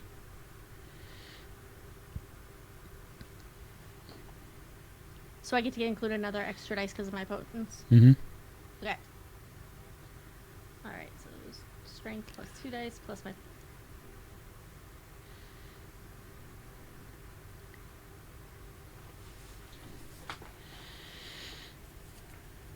Is difficulty still 6? Yep.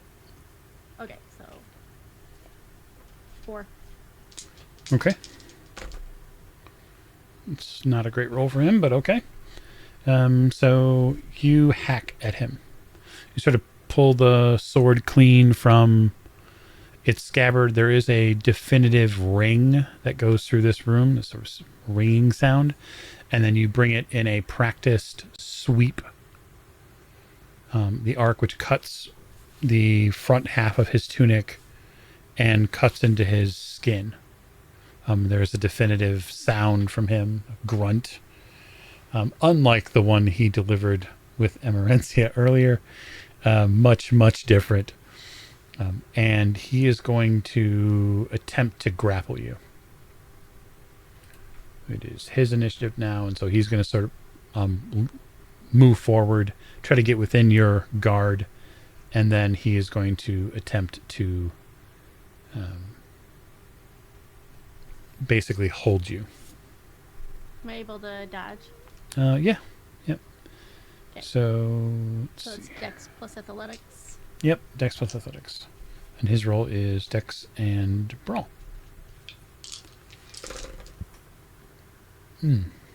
Wow. Okay. I get 2. So does he. Ties go to the defender, and so when he comes in and grabs you, he gets a hold of you, and he sort of makes trouble for you trying to like use the sword in a traditional fashion, at least until you get away from him. But there's a definitive struggle now in the middle of the room, and Marcus, the guy who's sort of been the wallflower of this entire scene, he's beginning to sort of wake up, and you see his head turning to try to figure out what's going on. It is now your action, Emerenzia.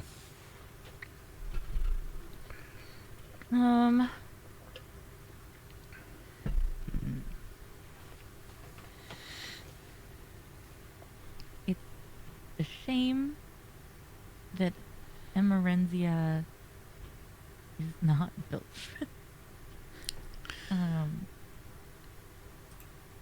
I think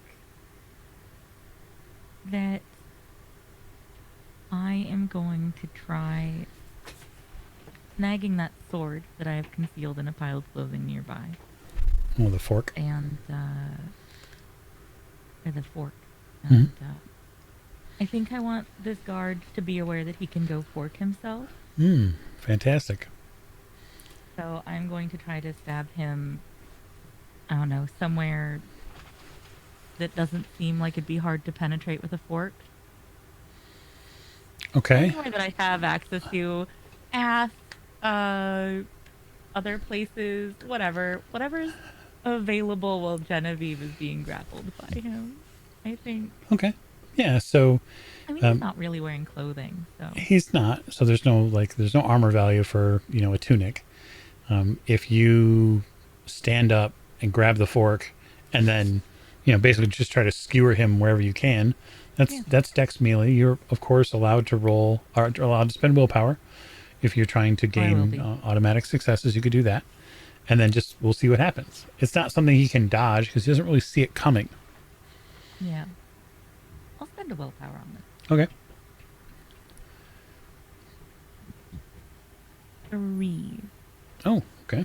So I'm going to say that the fork in your hands is probably just strength damage in lethal. You're not going to get a bonus because it's really just sort of an improvised weapon. It's not, the blade isn't even meant, or the sharp portions aren't really meant to stab seriously into flesh. I mean, I suppose, but just it's not like a dagger. Do I add potence to this? 'Cause I'm rolling 100%. 2. Okay. Okay, so he gets no successes on that. It's potent, so it's lethal. And so he is now on 4 lethal now. So he's not doing well. He now has a -2 to all his dice rolls. We just go back to the top of the round at this point, which is Genevieve. And so he lets out a yelp as Emerenzia skewers him, probably in like the inner left butt cheek with this fork. And he has a very painful countenance now. Yeah. Don't feel bad for him, though. Oh, I don't. Okay, Genevieve, you're up. Do I still have hold of the sword? Yeah, he didn't take it from you. He wasn't able to get Good. it from you. You're going to have to step back a little functionally to be able to use it, or you'd have to use the sword in a different way because you're not going to be able to get a full arc swing while he's sort of on top of you. Yeah. So so I'm on the ground. You're not on my the back? you're not on the ground. He's too close to you. Okay. So you have to step back just a little if you're going to say stab forward or, smack him with the flat of the blade or whatever it is that you want to do. Like you'll need to adjust a little bit.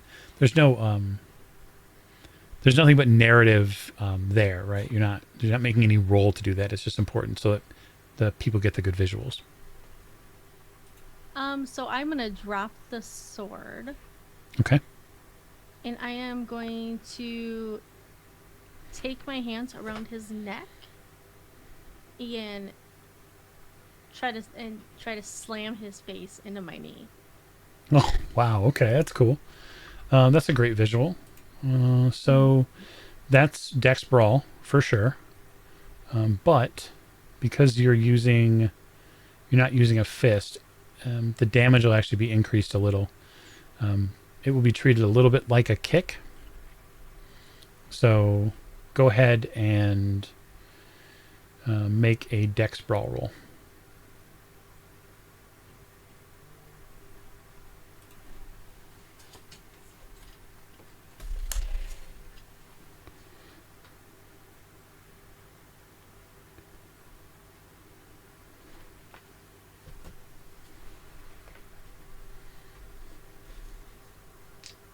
A lot of dice to get just one success.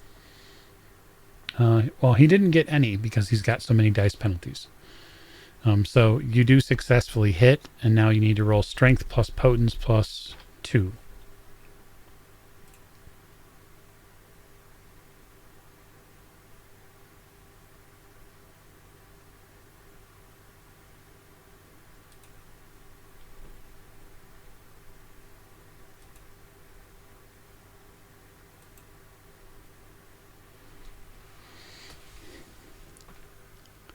Ooh, I got 2 10s, but I also get a 1.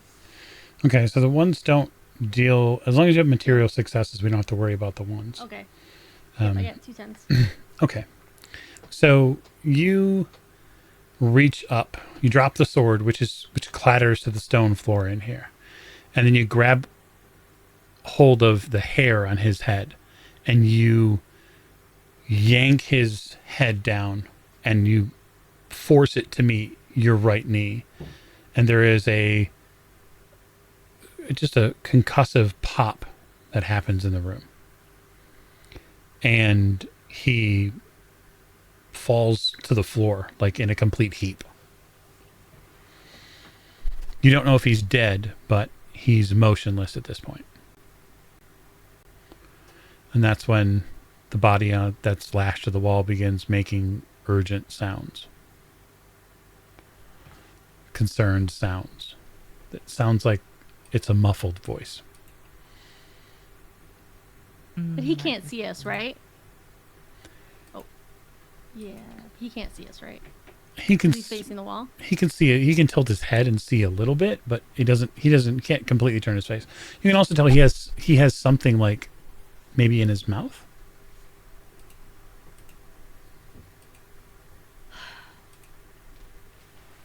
You gotta take care of him too. At least knock him out. Yeah. Yeah. I think that's wise. I'll start throwing on clothing again. Okay. I mean, it's pretty easy for you to just grab your clothes and sort of slink back into them. Yeah. You are a mess as well. There's also now a lot of blood in this room. The body on the floor is seeping blood into the stone tile work here. It doesn't look like it's the first time that's happened in this room, clearly. In fact, you think there might be a drain in the middle of the room? That would make sense.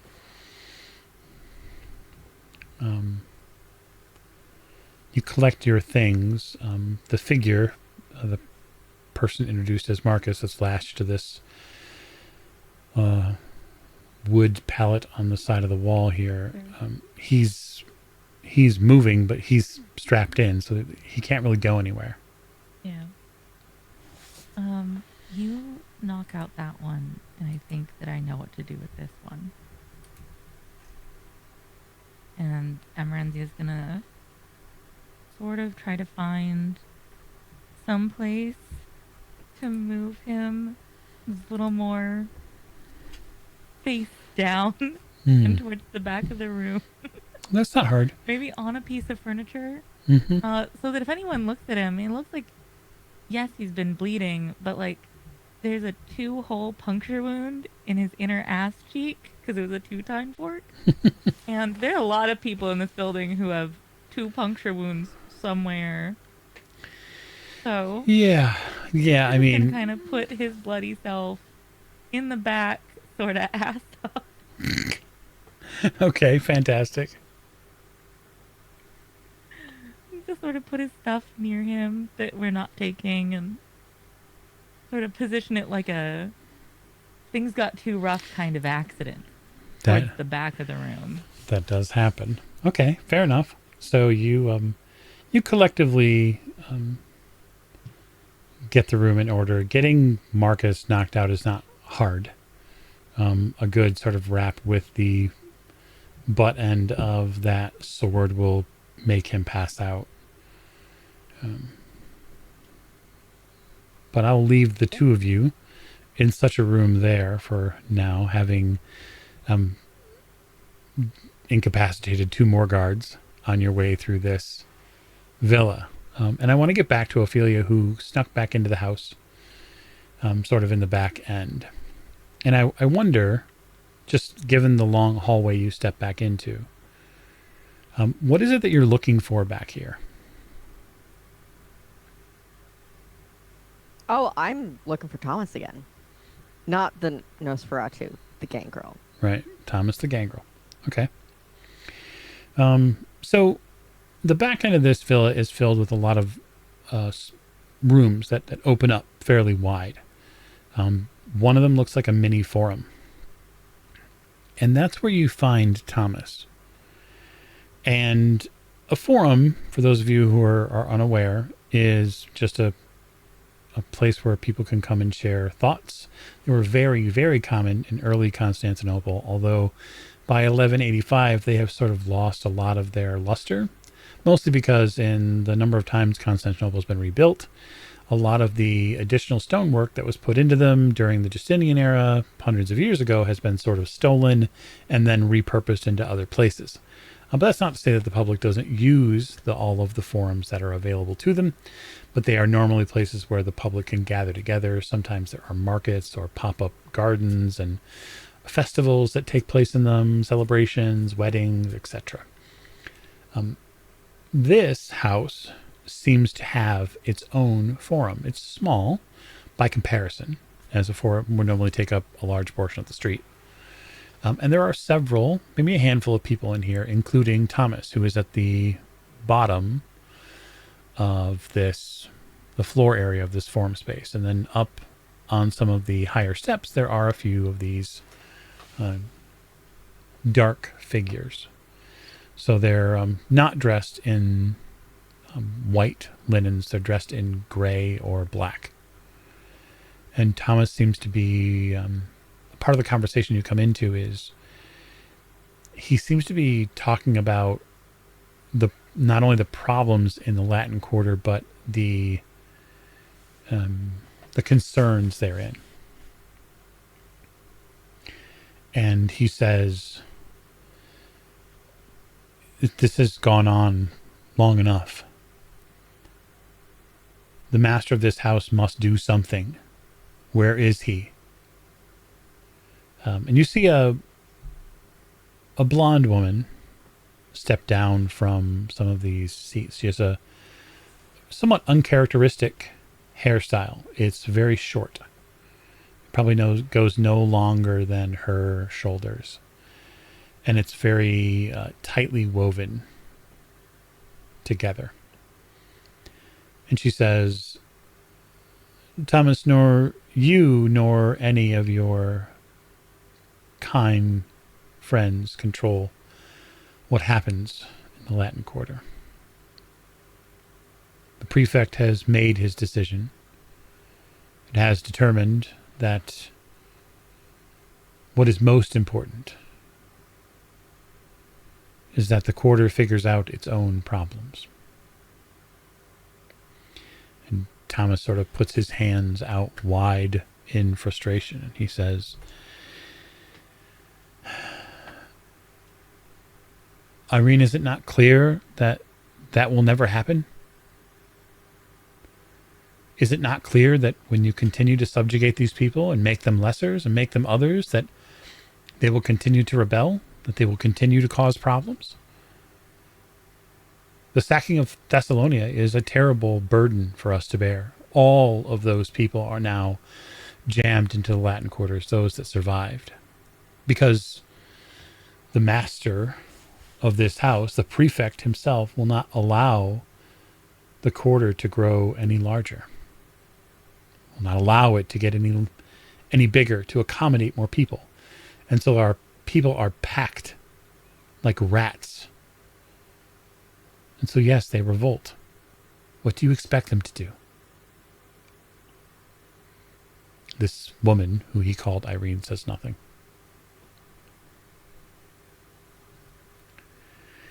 I have heard your lamentations now, Thomas. You have used all of the goodwill that your writ gave you. It is time you leave this party. Go back to your quarter, where you belong.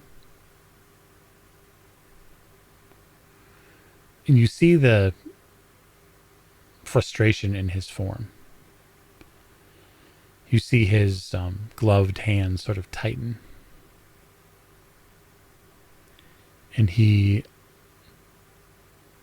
reaches out with his left gloved hand and he says, "Mark my words. Clan Ventru will pay for this injustice."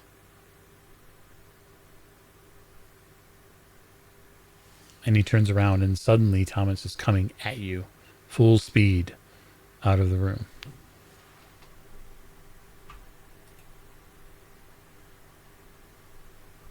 What do you do? I'm gonna just duck back, like, behind the doorway so that I'm not directly in his path to, like, be run over. Mm-hmm.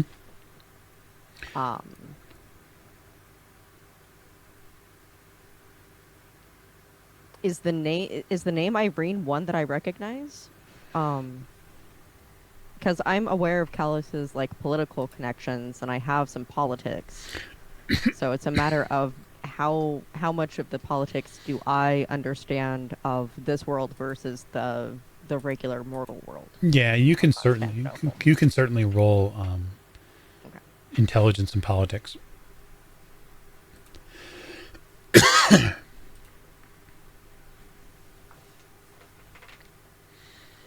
Just one. So, from what you remember of the name Irene, which is sort of not very common here, seemingly, you know that Epirus has several different children, and you believe Irene is one of them. And you also remember, you think someone might have mentioned that if Epirus was away from the house, that Irene might be here in control of it, where she sort of sits and controls the villa and the house and basically the party. Like if there's a problem, somebody goes and gets her to deal with whatever the problem is while the domestic prefect is away. Okay. But you get out of Thomas's way, but you do not get out of the way of his gaze. And when he exits the room, as you're trying to sort of not cower, but like get out of his way and not be seen by whatever else is going on, his left like hand shoots out and grabs a hold of your shoulder, and he yanks you down the hallway back towards the back end of the villa and the gardens. And then in a smooth and swift motion, and with a a ferocity, you hear you hear an animal growl come out of him. And he sets you against the wall, and he says, "What are you doing here?" I'm here on Callus's orders. They're going to get you killed. The house is divided here for a reason. Only kindred should be here. Yeah, I noticed that a little late. I cannot abide you being unsafe. My honor will not allow it. You must come back to the front of the house with me. I can't. He straightens up just a little bit. Now remember, Thomas isn't very tall. No. Right? So he's like... It's okay. I'm not very tall either. Thomas is our gangrel short king. He's, Yeah. all of about 5'8". And Yeah. he And I'm not even all of 5 foot. So he sort of tries to not puff himself up a little bit, but he looks a little bit more stately. He's got his fancy clothes on, and he looks like his blood is up, you can tell. And he says, "Why? Why can't you come back to safety?"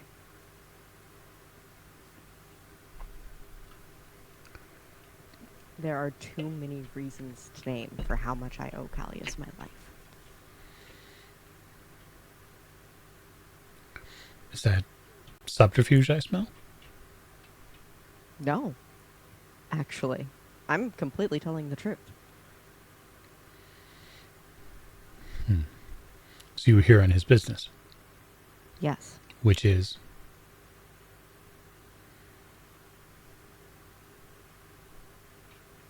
I'm gonna drag him outside. You put a hand on him to move him, and Thomas doesn't move. Like, you try to move him, and he stands Right, 'cause his he's- ground. He goes, How many people do you want to overhear this conversation? "Be quick about it." He moves just slightly towards the villa, like towards the entrance to the garden and back.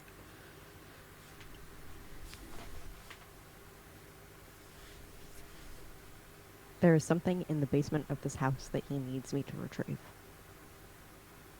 He looks a little quizzical. Retrieve. He sent you here into the lion's den to retrieve something for him? Yes. It sounds like an adventure. I am here at his behest because it is also, from what he describes, something that should be able to also help you. Help. What I am looking for is something politically connected. He furrows his brow, which for Thomas is, well, it's quite hairy. Yeah. He you see his ears twitch, like his tufted ears sort of twitch a little bit, and he says, "I can work to help you, but I need to know what you're doing here. I need you to be honest and open with me, otherwise my honor will not allow you to leave."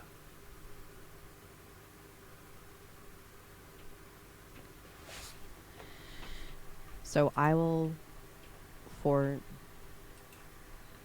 my own safety and yours and others, only divulge to you what Callius has directed me to do, which is to find some scrolls that are directly related to things for Clan Bruja.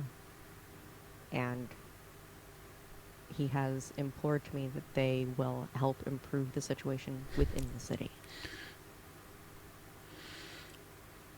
What is he playing at? You see Thomas's eyes get a little brighter.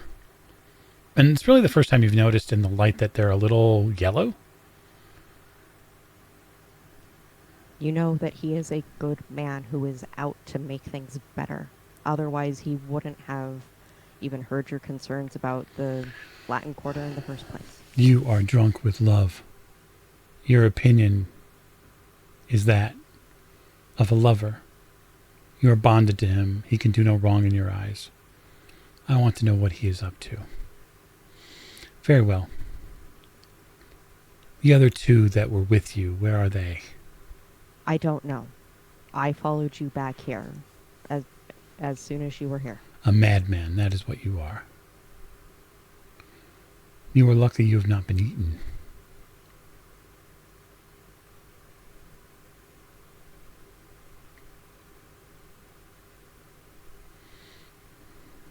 Very well.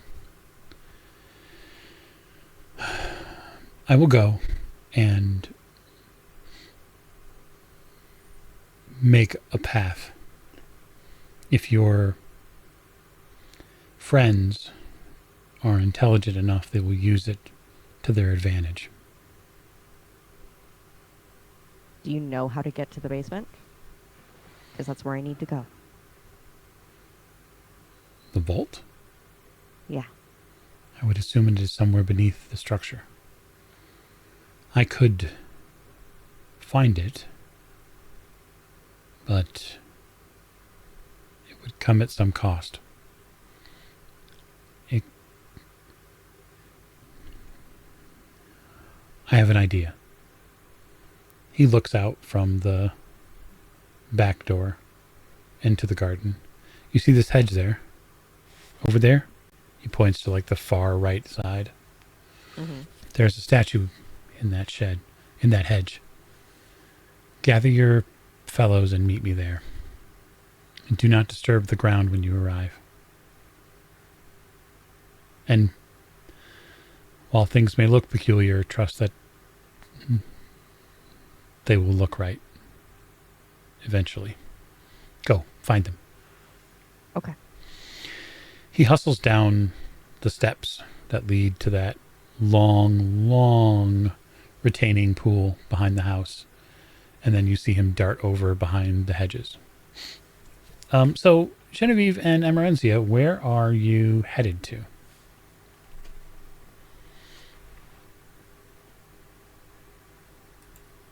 I mean, we need to find our way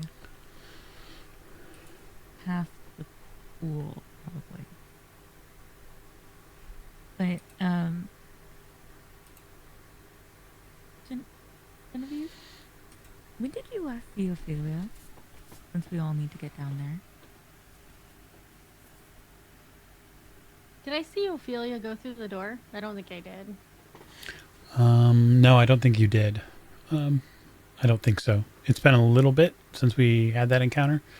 You would have seen her in the room, and you would have seen her going towards the door, but you probably haven't seen her go through that door. So you don't know exactly where she's at.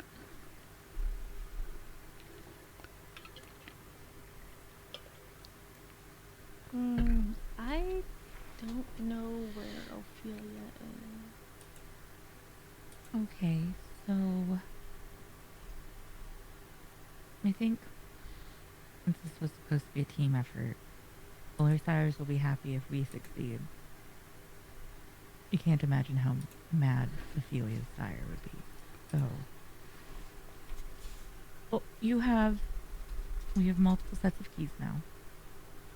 So now we just kind of need to find where they go, like where to use them. How much like your sire's house is this place? Oh, it is very close in design. Although my sire has bigger baths and pools for more bodies to consume, Sure, but of course. that's besides the point.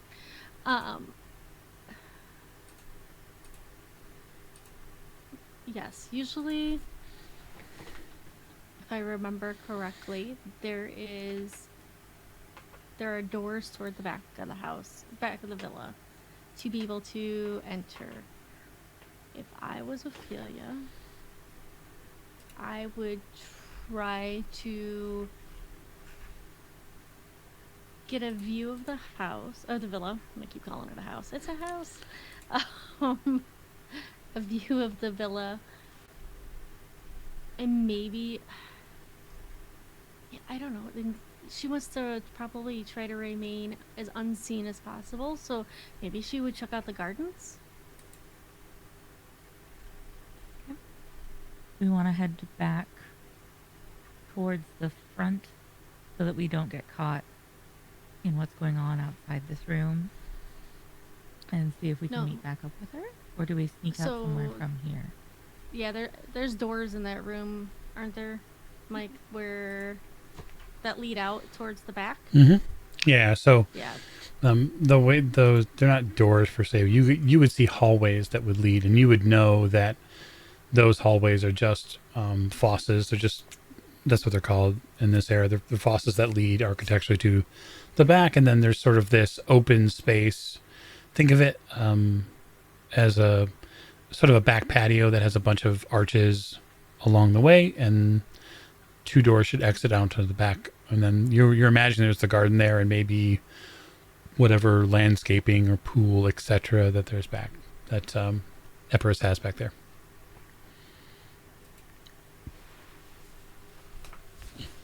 Yeah, so we're going to try to make our way towards that way. Towards the back. Okay, I love that idea for the both of you. So, which one I'm of gonna you? follow. Go ahead. Yeah. I'm just gonna follow behind her, not too meekly, but just you actually know where you're walking, so you can walk with a purpose. And I can walk with a purpose Yes. as I'm following you. So Indeed. Part of my virtue is conviction. Well, but I also have a background of status, so I could. So, the status background be used in a social situation when someone says Yeah. who you are, and you're like, I'm Genevieve de Montfort, and So-and-so. I'm the ghoul of this person, and then they'd be like, oh no, yeah, like that's what status is used for, And they want to be all over me. or want to yeah, get out of your way. Yeah, as they should. So I am, yeah, I'm gonna walk with a purpose. Like I, know where I'm going. Like when you're in a crowd Mhm. and you just act like you know what you're doing and going and So you're going to put on your mental I'm gonna tell- clipboard and like hard hat, and you're going to say, I work here, and Yes. yep. Yep. This is the health department, That's and I'm right. here for an inspection. Oh God, don't call the health department now. We got Not here. we got two dead bodies in this room. Okay, so I love that for you. I'm going to have you make me a charisma and leadership roll, And that will determine how authoritative you seem in this space. I will advise the player that too many successes might seem a little too commanding, and that could draw a challenge. Not enough, you might seem too meek, and you might get preyed upon. Because, you are walking through a room with probably 8 to 10 vampires in it. We probably still have blood all over us too. from the Yes. other room. Yeah, blood and all the other scents that are on you. Yeah, I look at it, Emerenzia. Just pretend to be into me. Like, just be all over me. Okay. Happily, sure.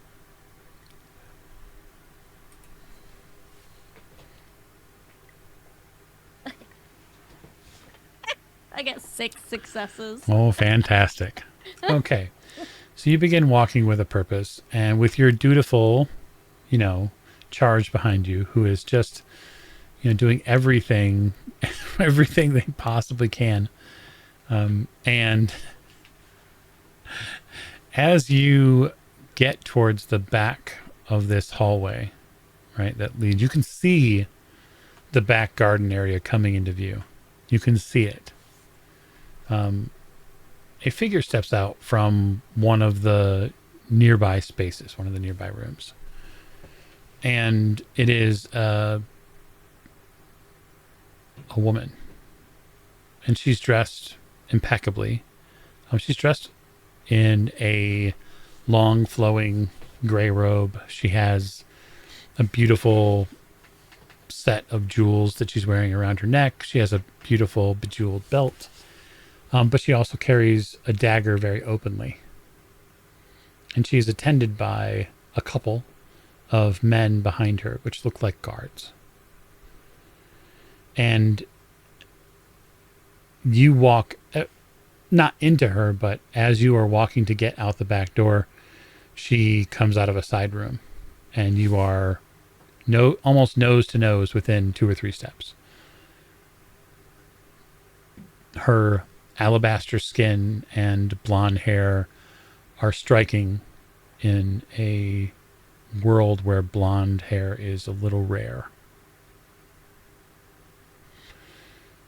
And she tilts her head and says, "Excuse me, who are you?" And when she says, "Who are you?" you can see her mouth, her fanged mouth, become very pronounced.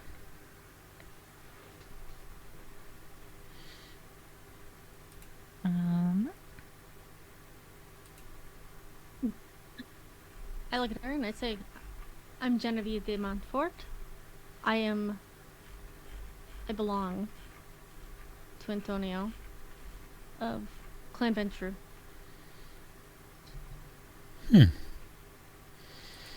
She turns to one of her guards just absent-mindedly and says, "I wasn't aware that Epirus had allowed ghouls into this back area. Has that changed?"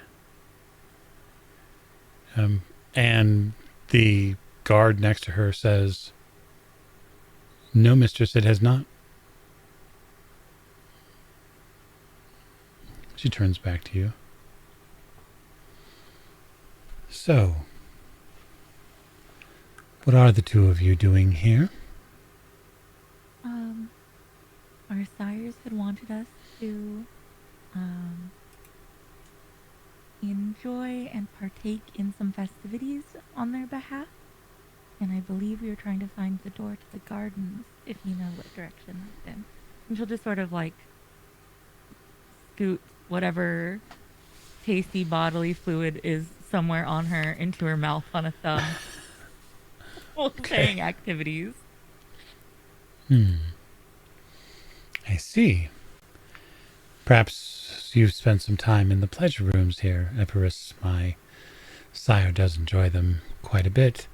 I'm certain that he would enjoy such a tasty morsel, but he's rather particular.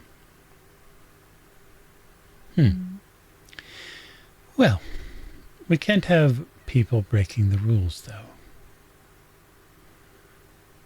Of course not. I wouldn't dream of upsetting how the party is supposed to go as somebody who loves the party as deeply as I do. And as much as I seek pleasures to bring back stories of to my Dama, I would never do it. Why don't we find a different way back? We were going to cut through the gardens, but we can cut a different way. Okay. Are we not allowed in the gardens? You see this woman give you sort of a strange look. The gardens are for those of our society that prefer to hunt outdoors. They're quite dangerous, child. Are you sure you want to play in such a place? I get really close to her. You see her two guards sort of come forward a little bit, just slightly. And I make sure I don't look like I'm going to attack or anything. I just get very close to her, and I do so love danger. Do you? She puts a hand on your shoulder, just very carefully. Danger is fun, don't you think? A night in the gardens. I think it's fantastic. You said your name was Genevieve? It is? Genevieve, go and run along and have a good time in the gardens. And do so with all of the things that God above gave you when you were born, and nothing else. And she's going to make a leadership and command roll for Dominate.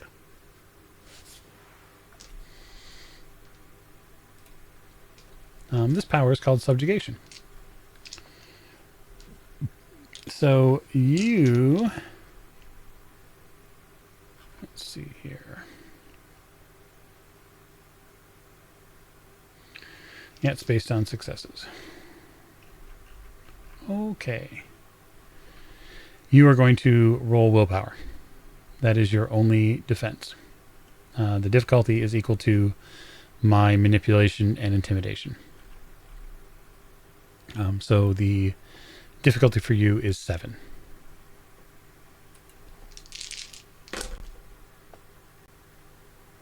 The difficulty is 7? Yes. Meaning that the number on the die needs to be 7 or higher. Oh, okay. I was like, holy shit, I'm not rolling that many dice. No. It's not like 7 successes required. But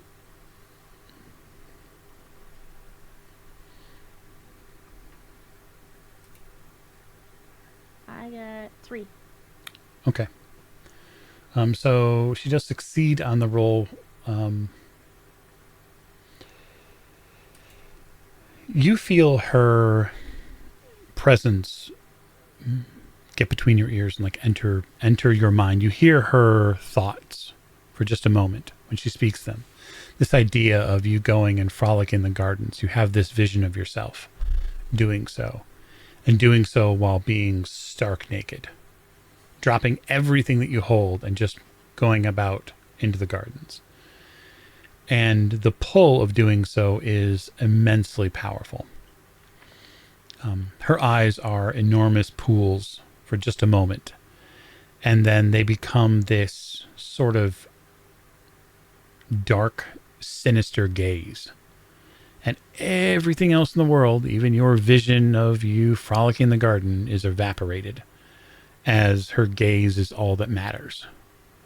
And you see your body move. Your face turns, and you begin just carefully walking out towards the garden. And it's at this point that you begin shedding the things that you're carrying. Now, I would love to know what Emerenzia does in response to this. I don't know, Emerenzia, if you feel your character would have seen Dominate actively used. It's not a Toreador discipline, so it's probably unlikely you would have seen it a lot, but you may have seen it before. I'll leave that to the player if they feel they want to have seen it. I feel like I've probably witnessed it before while entertaining others for the Dama, even though the Dama probably doesn't do it. And I'm going to mostly just try to keep my head down and scoop up her things after she drops them on the ground and sort of step aside holding her stuff as I will probably mostly try to focus on where's the nearest exit towards the front of the villa from here. Like, can I cut across the gardens to get back to where ghouls are allowed? Kind of a thing. No, see, the way the garden doesn't start until halfway down the villa. And so it seems to trap it off into the back of the house. Got it. You discard everything you can, Genevieve, and you waltz. And this includes the chain that has the key from, your first victim tonight around your neck. And this is something that you see. She's peeling off everything. And you're dancing. I mean, it's not terribly good dancing, but it's dancing. And you are enjoying the grass in your feet. So because you have some successes on the dominate, against the dominate power, it means it doesn't last terribly long. But it does last long enough for it to actually happen. And you are fortunate that you have a compatriot, a partner in crime, perhaps, behind you picking up your things. For your part, Emerenzia, the woman in front of you essentially cackles and then turns left and walks back towards the pool, the inner pool portion with the guards and tail. You hear her over like the din of the cackling as she finally gets done laughing, and she says, "The local Nosferatu will make a meal out of her." Fuck. And you dance, and you dance. So, Other than her clothing, I'm going to shove what fits in the satchel that she had just into it, like the keys that she was wearing and everything. Yep. I'm just going to throw those in there and put it on and sort of drape her dress over it. And my head's just going to be on a swivel as I try to keep an eye out for a Nosferatu now. So here's what I want. I want Ophelia and Emerenzia to make perception alertness rolls and see if they pick up on what's going on. Like, obviously, Emerenzia, your focus is going to be, oh man, this is bad.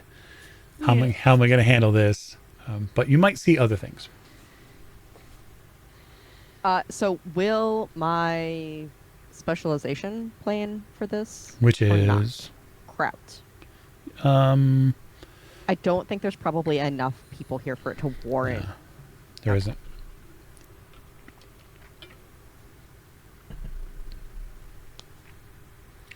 Emerenzia has 3. Just for, I say it just in case someone who might be listening to this but not watching it. Yeah, I have 4. Okay. So a couple things happen. Ophelia, you don't see Emerenzia. That's not what you pick up on. Like, while you're going back and trying to, like, sort of get back into the house and figure out where your folks are, you see Genevieve stark naked, like essentially pirouetting through the garden and like humming a tune and enjoying herself. And it's like the biggest red flag for a heist like this to go on. But there she is, like in the partial moonlight. And you can see that there are other people in the garden, other beings, people is a stretch, beings that maybe have noticed her. So you see that, Ophelia.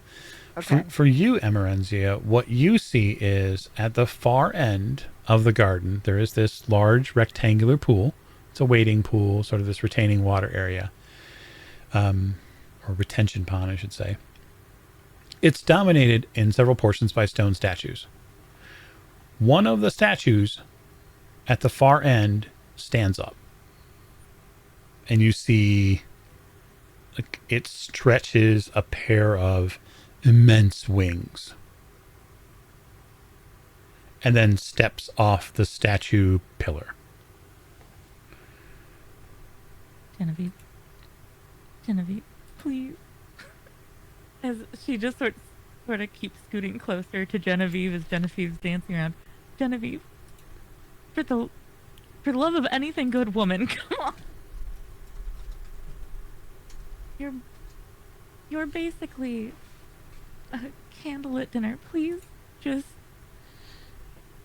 As she just follows her, begging Genevieve to snap out of it and stays close.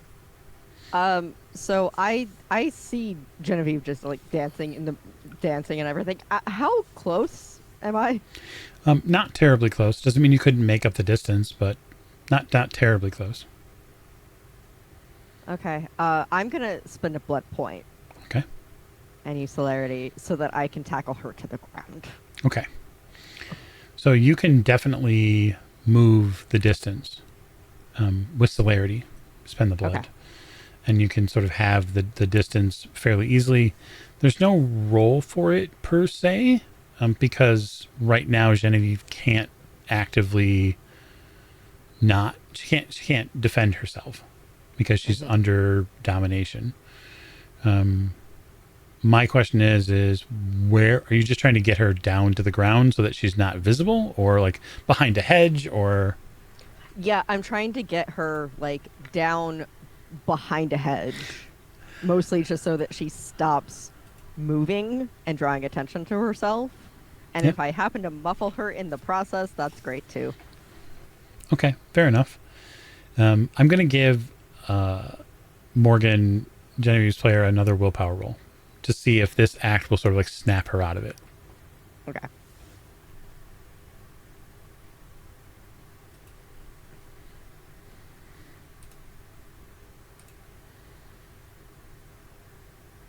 Is it still 8 or better for the successes? It's 7 or better.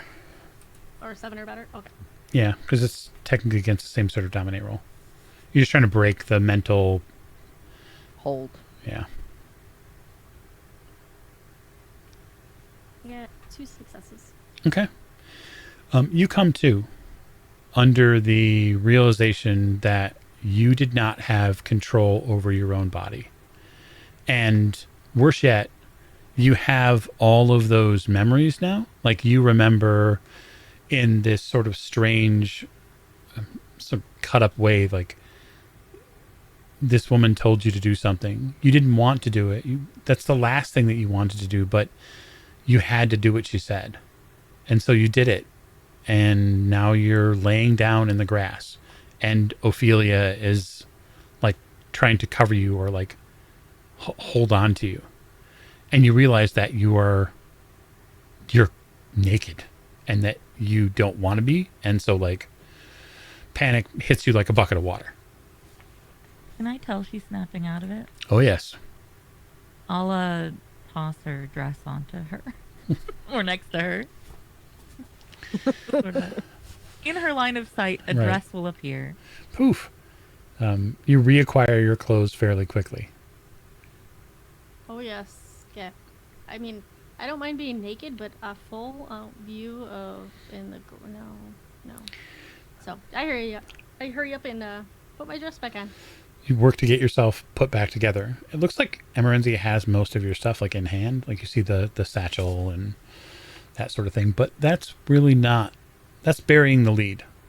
Because you hear a strange sound. And that sound is air being moved. You hear a flapping. There's a Nosferatu stalking us. What do we do? Do you have experience with those? Genevieve, I'm out of my depth. Oh. We lost Cam. Sorry. People are swapped now. It's okay, keep working at it. I'll work it out over here. My name is Ophelia now. I know. It's okay. Keep going. We'll work it out. I have experience with lots of things. I My sire's gonna be really pissed off if I get killed during this. Hmm. He's put a lot of work into me. It's true. He totally has. Mm. Do I still have the sword? Or did I keep that? Well, it was pretty big, so I probably kept that in the room. Yep. I didn't bring that with. You should still have it. Oh, I still have the sword? I grab it and prepare to take down a Nosferatu. Or Oh shit. hurt it. You're wild. Oh. So just to make sure, Mm-hmm. Ophelia just tackled Genevieve in front of me, right? Yes. Hi. Welcome back. We've had an eventful night.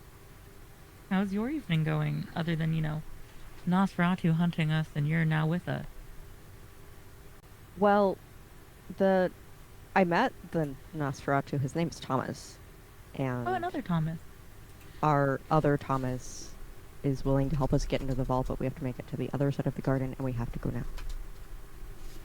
Perfect. I do not want to stay standing right here. That sounds great. From one Thomas to another, please lead us. Okay. So let's see here. You're gonna hustle off. Is that the plan?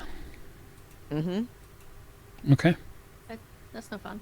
But I'll watch their backs as we are hustling off towards the other end of the garden. Okay. You watch this creature land on one of the rails nearby.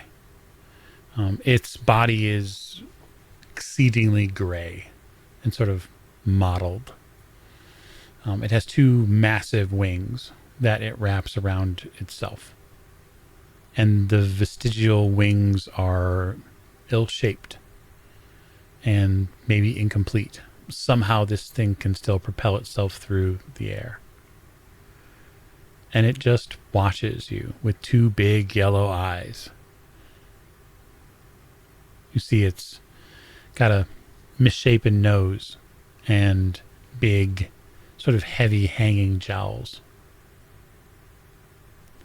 And it watches you go.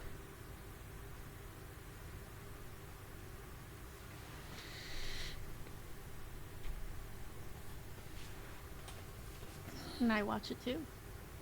You can back up all the way. So when you get around the hedges, you find something you were not expecting. You find a pile of clothes. Okay. Neatly folded. All right. You find a knight's sword and like a pair of gloves and boots and a tabard, belt. Everything is pretty well put together here.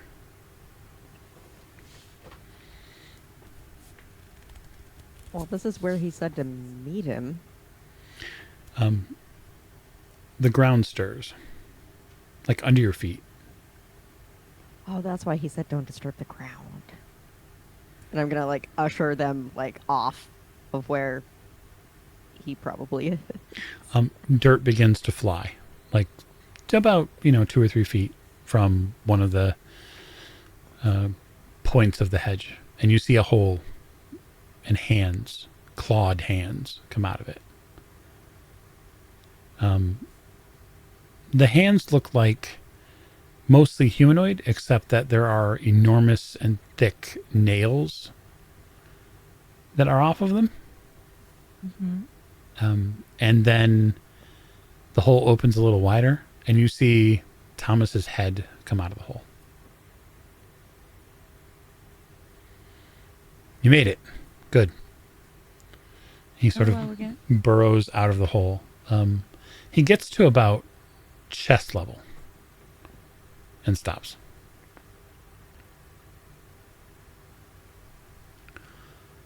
I don't suppose you would turn around. Oh, of course. Yeah. And I will turn Absolutely. to look back over the gardens in case they're still being stopped. He I'll steps. just watch the night. You hear some more shuffling, and then some jingling, and then a sound which has been very familiar tonight, which is people putting clothes back on. And in doing so, he eventually sort of clears his throat. Thank you. It would be untoward to be unclothed near you.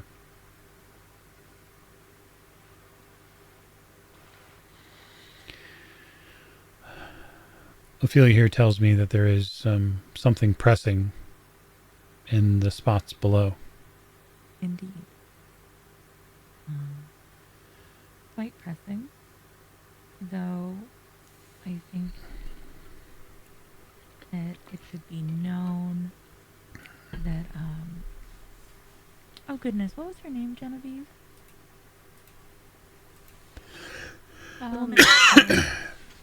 The one that made me get naked? Mm-hmm.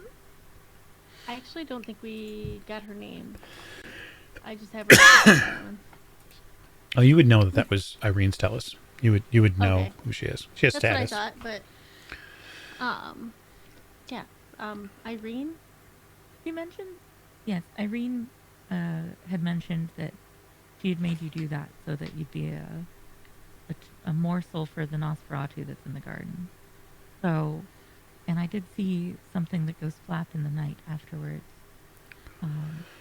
So I think that our presence is known by more than just the four of us. In like the worst of ways. That is what I'll say to Tom. I do not want to know why you are here. I do not want the details. Valid. I will find out, but I do not want to know now. Okay. This hole will get you closer to your goal, should you choose to take it. You can, of course, take the natural steps that exist beyond this space, but you will have to take and deal with many things which lie in your way. This route might be dirtier, but it is quicker. I do like things that are quick and dirty. What do you think, Genevieve? You see Thomas blush, like, even though he can't, but like, But the whole demeanor looks that way. right. He looks uncomfortable. Do we have to get naked to get in that hole? No, I simply removed my clothes just to not get them dirty while digging. Mm. My sire bought me this dress. Like, I didn't realize we were gonna get. Well, it's already covered in blood, so I guess it doesn't matter. Blood and probably other things, yes. Well, then... I guess. Ophelia, preference on direction? This one sounds like it has less obstacles, which seems for the best, though if any of the keys that we acquired tonight are the keys to get down there or in there, it might have been wasted effort and a little bit less might have needed to be done if we had just found you first. I did ask what you were doing here when we met outside the gates. Had you been truthful with me, I could have helped you from the start. I don't know you. Nor, You seem like quite the gentleman. I just don't know you that well. But Ophelia seems to trust you, and that counts for this. her sire and I are old friends. We have been through many things together. Which sire? My sire? My sire. Their sire? Okay. There's so many sires. I'm just, trying Well. to keep it straight. That's the thing about vampire. Yeah. Very well then. Will we have an easy time getting out of here if we choose to come back this path? No, Okay. no. You have two options of leaving. One is vaulting the back wall. You might be seen by guards, but perhaps they won't give chase. Or you could sneak back out the front door. Although, dependent upon what has transpired inside the house, is anyone's guess what they might reveal. And I also know that you are due to be out of the house, so I imagine this is also where we are parting ways. We are. I must return to the Latin Quarter. The riots there are still uncontrolled. I've heard horrible things about what has happened to the hospital there. Sorry. It is horrid. Anyone that would come and bring a blade against the sick and infirm is not meant for this world. They were innocents. Good luck. And thank you for the help. It is my way. Should we meet again, I'll trust you more the next time. Should we meet again, we shall see. And I will bow in thanks as he departs. Yep, short King Thomas takes off. Bye, okay. So all three of you are planning on heading down the hall? Yep. I'm going to gather my clothes tied around me, and I'll go down first. Very well. That seems a natural time to sort of put a bow on this episode, I think.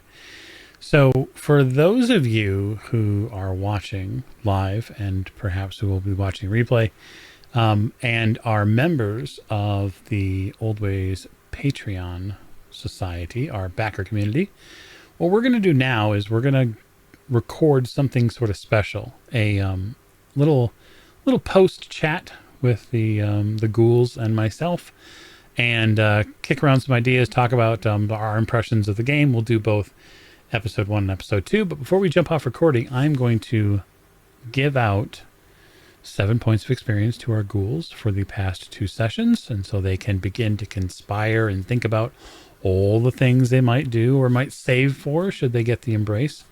And to those of you who have been watching on Twitch, I just want to say thank you. And for those of you who are watching the replay later on YouTube and other places, thanks a bunch. Make sure you subscribe and support the channel, and let us know in the feedback what you think.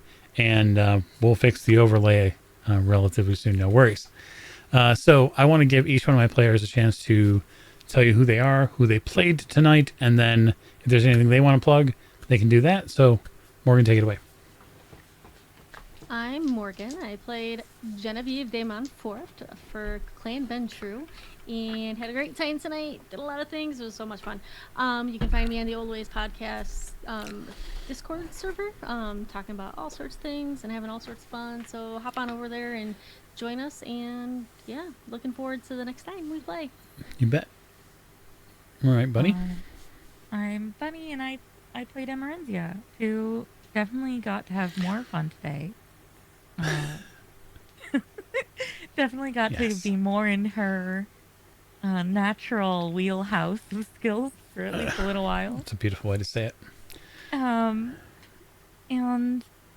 you know, you can find me in a variety of Old Way shows, but you can also find me here on Twitch as many as 4 days a week, every week, because this is what I do for a living, is stream stuff on Twitch.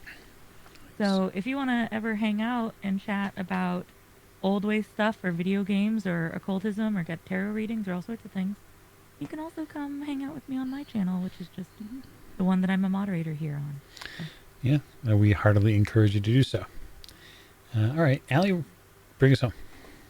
I'm Allie, and I have been playing Ophelia Sellos of Clan Bruja, and I am thankful to have had an ally in my corner tonight. And also you can find me on the Old Ways Discord, and I am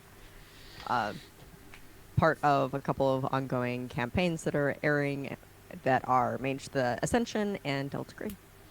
Fabulous, fabulous. Well, thank you, everybody, and good night. And Patreon folks, you'll see the upload a little later tonight. So thanks, and have a great evening.